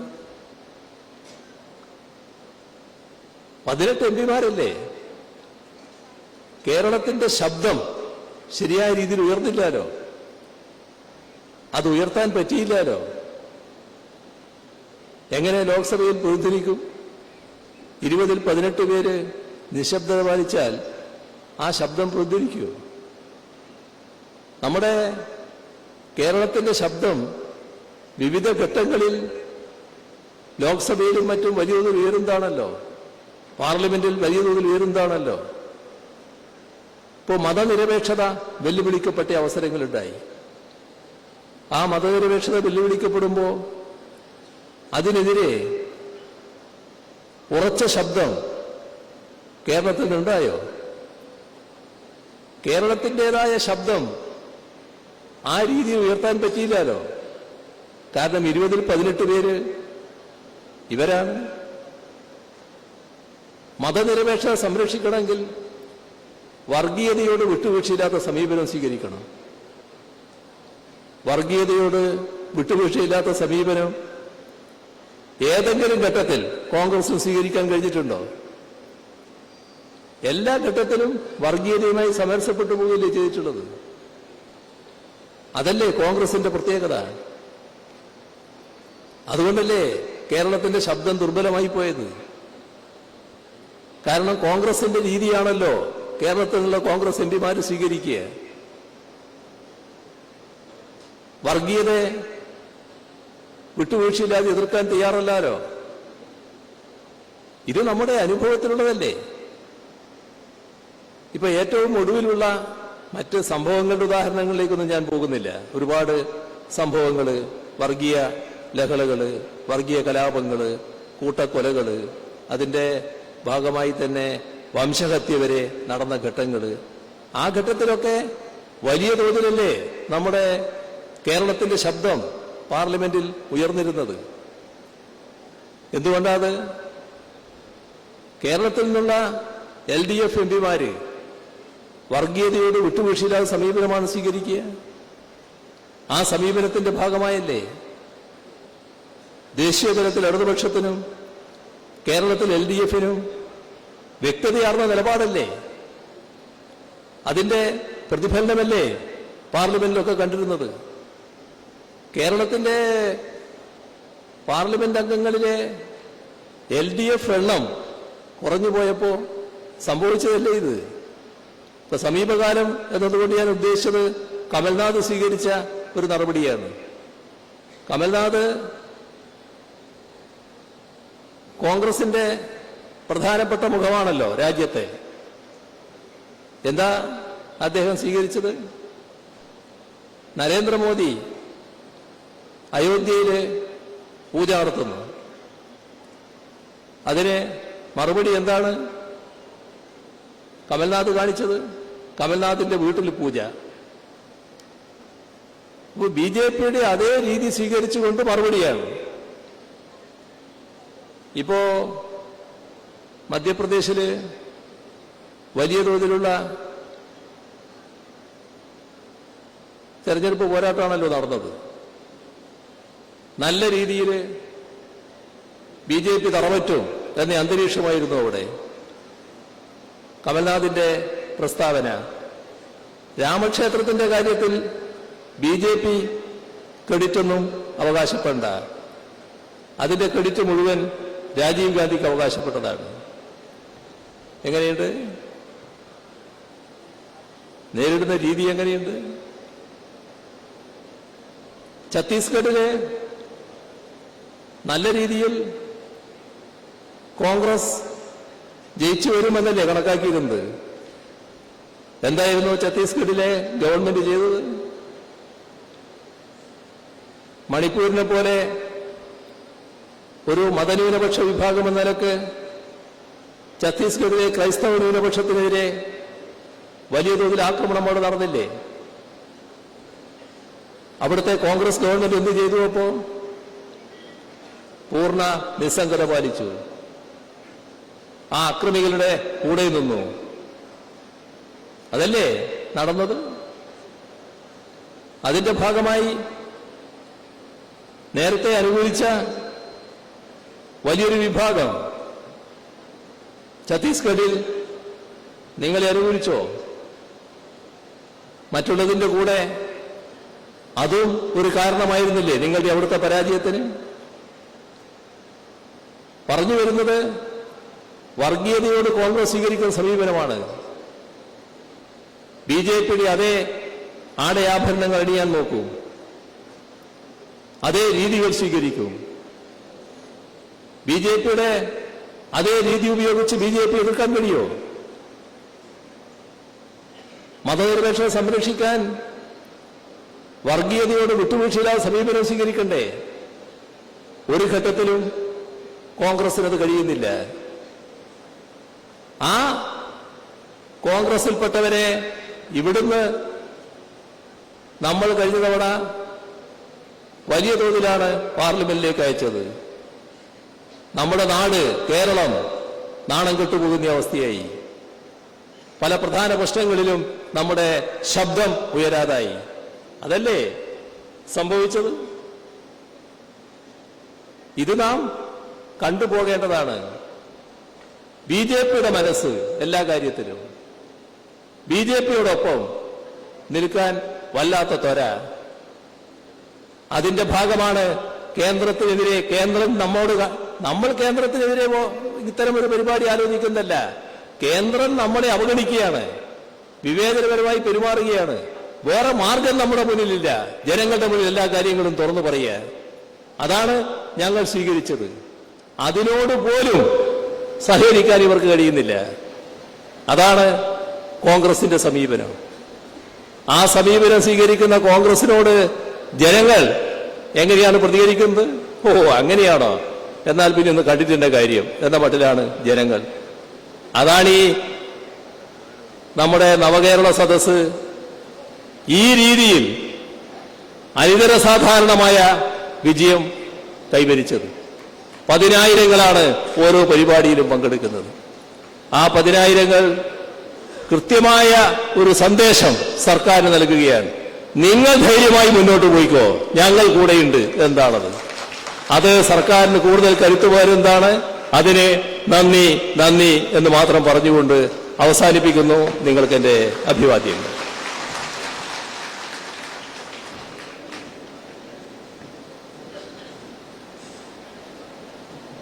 ഏറ്റുമാനൂർ നിയോജക മണ്ഡലത്തിലെ നവകേരള സദസ്സ് സാന്നിധ്യം കൊണ്ട് ധന്യമാക്കിയ ബഹുമാനപ്പെട്ട കേരള മുൻ മുഖ്യമന്ത്രിക്കും മറ്റ് മന്ത്രിസഭാ അംഗങ്ങൾക്കും ഏറ്റുമാനൂർ നിയോജക മണ്ഡലം നവകേരള സദസ്സിന്റെ പേരിൽ ഹൃദയം നിറഞ്ഞ നന്ദി രേഖപ്പെടുത്തുന്നു. മണ്ഡലത്തിന്റെ വിവിധ പഞ്ചായത്തുകളിൽ നിന്നും അതിരാവിലെ മുതൽ ഒഴുകിയെത്തി ചടങ്ങ് ഇത്രയും സമ്പന്നമാക്കിയ നിങ്ങൾ ഓരോരുത്തരോടും ഹൃദയത്തിന്റെ ഭാഷയിൽ നന്ദി പറയുന്നു.